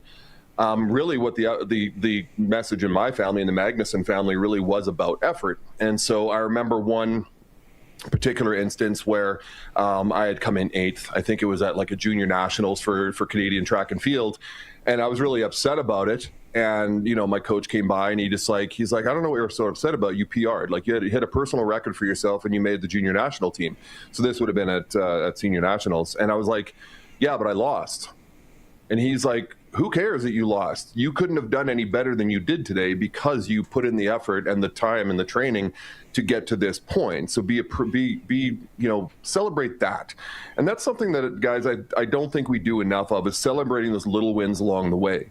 Like for those people, for example, who are, trying to lose weight, like just going to the gym on day 1 is a huge accomplishment, right? Doing it every day consistently are the wins. It's not about how much weight you lost. And then as far as athletics go, it's like, okay, you might not have won, but did you improve your ability? Did you improve on a personal record? Did you improve on things that you can control? And so really that's what this message is. It's like, what can we control? And that's only our effort. And so whether, like I said, it's the classroom, it's an employee, it's your own children, make sure that messaging is 80-20, 80% based on their effort and what they put into it, as opposed to all about, you didn't win, we didn't get the championship, we didn't get the A or the 90%, or we didn't hit KPIs and metrics. But that other story, Sharky, is also my daughter did the same thing. And that was the day that this was born, was my daughter had broken a provincial record swimming against girls older than herself, but finished last and was crying at the side of the pool. I'm like, Annika, I said, you broke a provincial record. She's like, I did? I'm like, yeah. She goes, but I came in last. I go, what does it matter?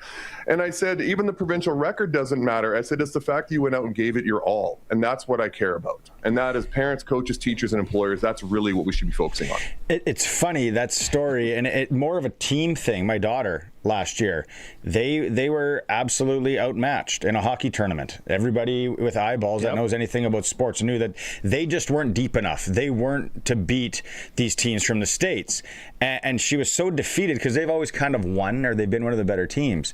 And I just said, like, you played so good. You won your board battles, like your little battles on the board, your puck battle, things that aren't really seen. And I'm like, you got to be happy with how you played. Now, as a whole, they're just at a different level, which that happens in life and at times. So that's really cool. Who hold the book up in front of you, because it was kind of off to the side there, Quinn. Oh, there it is. We got it on the screen right there. Oh, great. Effort, Awesome. effort over results. So it's out right now, or it's out this week, you said. Now, if someone's sitting there going, well, I don't know, maybe I should pick it up. Maybe I should. So anybody kind of business world, coaching, who would you advise that maybe takes a look at the book? You know, I don't want to make this sound like a fix-all for everybody, but really it does apply across, you know, if you're a teacher in the classroom, if you're a coach of amateur sports, if you're a parent, or if you're an employer and you have employees, this really applies to everybody there. And what started out as a business philosophy book really is now turned into something that can apply to all walks of life. The pushback I do get, guys, is I get people who say, well, this is just another participation medal, you know, situation where you just want to give everybody a participation ribbon for showing up. It's like, no, that's not what we're saying at all. We're saying we need to appreciate those kids who do show up and do put their effort in, and we want to acknowledge that. But when you focus on the fact that a child or an employee or a student or an athlete didn't win, or the team didn't win, that's where they base their self-worth on. So imagine you're a young hockey coach and you've got a group of girls in the locker room, and we focus on, well, you know, we lost that game and so we're out of the tournament. Those girls are basically, all they're hearing is winning is the only thing that matters here. Yep. But when you say, I realize we didn't win, but I'll tell you what, the amount of effort you put out there on the ice tonight was incredible. And if you keep doing that, don't worry, those wins and results will come. It's the same thing with sales. It's the same thing, like I said, with your children. It's the same thing with grades and everything. You just got to focus on the messaging.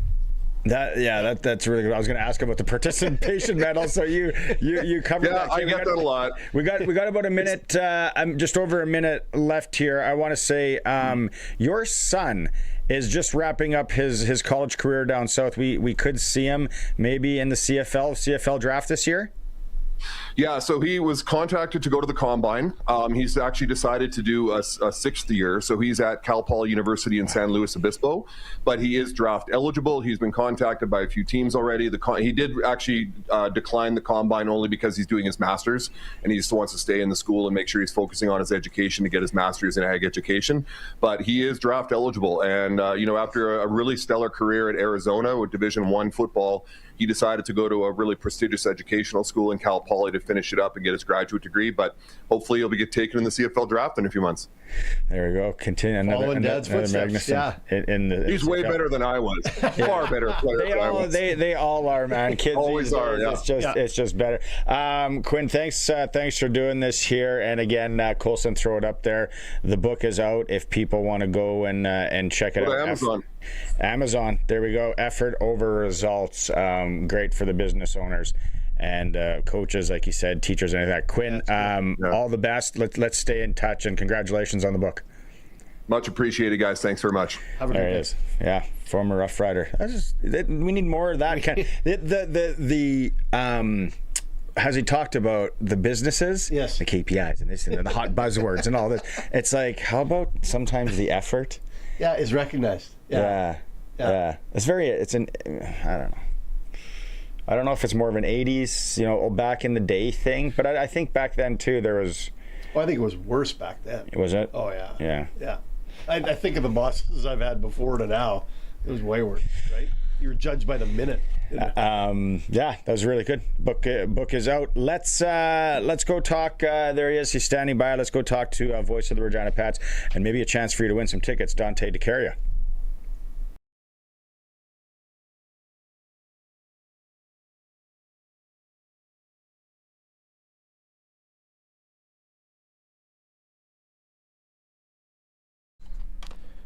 Just 1 second, Sportscage listeners, getting Dante's microphone fixed here. Dante with the Regina Pats joining us. Game tomorrow. Saskatoon Blades in town. First off, Dante, before we get to how important the game is, we got a bobblehead night. Yeah, it's that time of year, Barney, and it's a very famous Regina Pats alumnus that we really need to celebrate because he's a two-time Stanley Cup champion. He actually comes from Saskatoon, and his name is Chandler Stevenson. So tomorrow's bobblehead night will feature Chandler Stevenson. There is obviously limited available. We're going to try to limit it to one per person, and they'll be sold on the West Concourse for $10, and the proceeds of those bobbleheads will go to the Female Hockey Challenge in partnership with Western Construction. So goes to a good cause. It's a pretty cool piece of memorabilia for Pats fans to remember, and I'm really excited to get my hands on one. That's right. Yeah, Chandler, two-time Stanley Cup champion. That's something that a lot of people forget. Let's go with the game tomorrow night. Blades in town. We'll be talking about it for the next month here. Every game is important to try and salvage any kind of points as you guys are battling with the Red Deer Rebels, who do have 3 games in hand, or the Pats have 3 games in hand, but Red Deer's now 2 points up, so points are important. Yeah, and it's even more important on Friday because Red Deer's idle. They're not playing on Friday. They do play Saturdays, so Regina will have 2 games in hand on Red Deer after Friday's game. So if they're able to pick up 2 points, they would actually tie the Rebels for 8th in the Eastern Conference standings. Now, I don't know all about the tiebreakers. The Red Deer Rebels do have the tiebreaker over the Regina Pats, although if these 2 teams were to be tied after 68 games, they would play game number 69, which would be a tiebreaker game. Red Deer would host that game just because they have won the season series so far. Yeah, it's a big game between Regina and Saskatoon. The Blades and Pats are going to play each other a lot. In fact, they'll be at the SaskTel Center next Tuesday. This is a huge game. Blades have been scuffling as of late. They've lost 5 of their last 6, dropped their last 2, coming off a 7-1 loss to Calgary. Calgary Hitmen are in town for Indigenous Celebration Night on Saturday, so it doesn't get any more important than this, Barney. This is a big 4-point weekend for the Pats because they'll play a stretch of 5 games in 7 nights beginning on Tuesday in Saskatoon. Let's touch on, too, because we probably won't talk to you maybe before Indigenous Celebration Night. What's going on Saturday, 6 p.m. puck drop? Yeah, 6 p.m. puck drop. We've got special Indigenous-themed jerseys that were actually helped design by Regina Pats Indigenous player Connor Bear. So we've got those jerseys available for auction. That's at reginapats.com, and as usual, fans will have the opportunity to get those jerseys, all the winning bidders, off the players' backs after the game. We're actually going to have Cree integrated into our broadcast as well. Clarence Iron, a legendary Cree announcer, will be joining myself in the booth. He'll be doing some play-by-play and some analysis in Cree throughout the game. We'll have some Cree public address announcing, singing and dance powwow throughout the game. George Gordon First Nation and a lot of the Indigenous communities will be sending, bus loads of kids to the Brand Center. We're expecting to have a huge crowd. So it's going to be a lot of fun. It's actually one of my favorite games of the year. Right on. All right, Dante, it is a busy stretch. We'll be catching up again. Have a good call tomorrow night, and obviously go Pats. All right, go Pats. Thank you. See how I did it? The go Pats thing means a number of different things for me with the Go Pats on Sunday and the Super Bowl. You want to go to the Pats game tomorrow night, though, at the Agrodome, Brand Center, against Saskatoon right now. If you're listening till the end of the show, you get rewarded. Colson's going to take caller number 1, 936-6262, 936-6262. Caller number 1, if you haven't won anything in the last 30 days, 2 Pat tickets for tomorrow night coming your way. That's it for me. Dave Thomas is in. I think it's Dave Thomas is in for me tomorrow. I'm off coaching hockey in neighboring province. We'll catch up with you again next week. It's the Sportscage. Thanks for tuning in. Of course, always on Thursdays for Access Communications. Access is connected where it counts, in your community and in your home. And right now, we're making it more affordable for you to stay connected at the acreage, the cabin, or the farm. With Access Rural Internet for as low as $69.95 for 24 months. Plus, you can add Access Next TV Stream. And keep an eye on things with Access Rural Security. Stay connected, stay local. With fast, reliable, homegrown solutions from Access Communications. Visit myaccess.ca.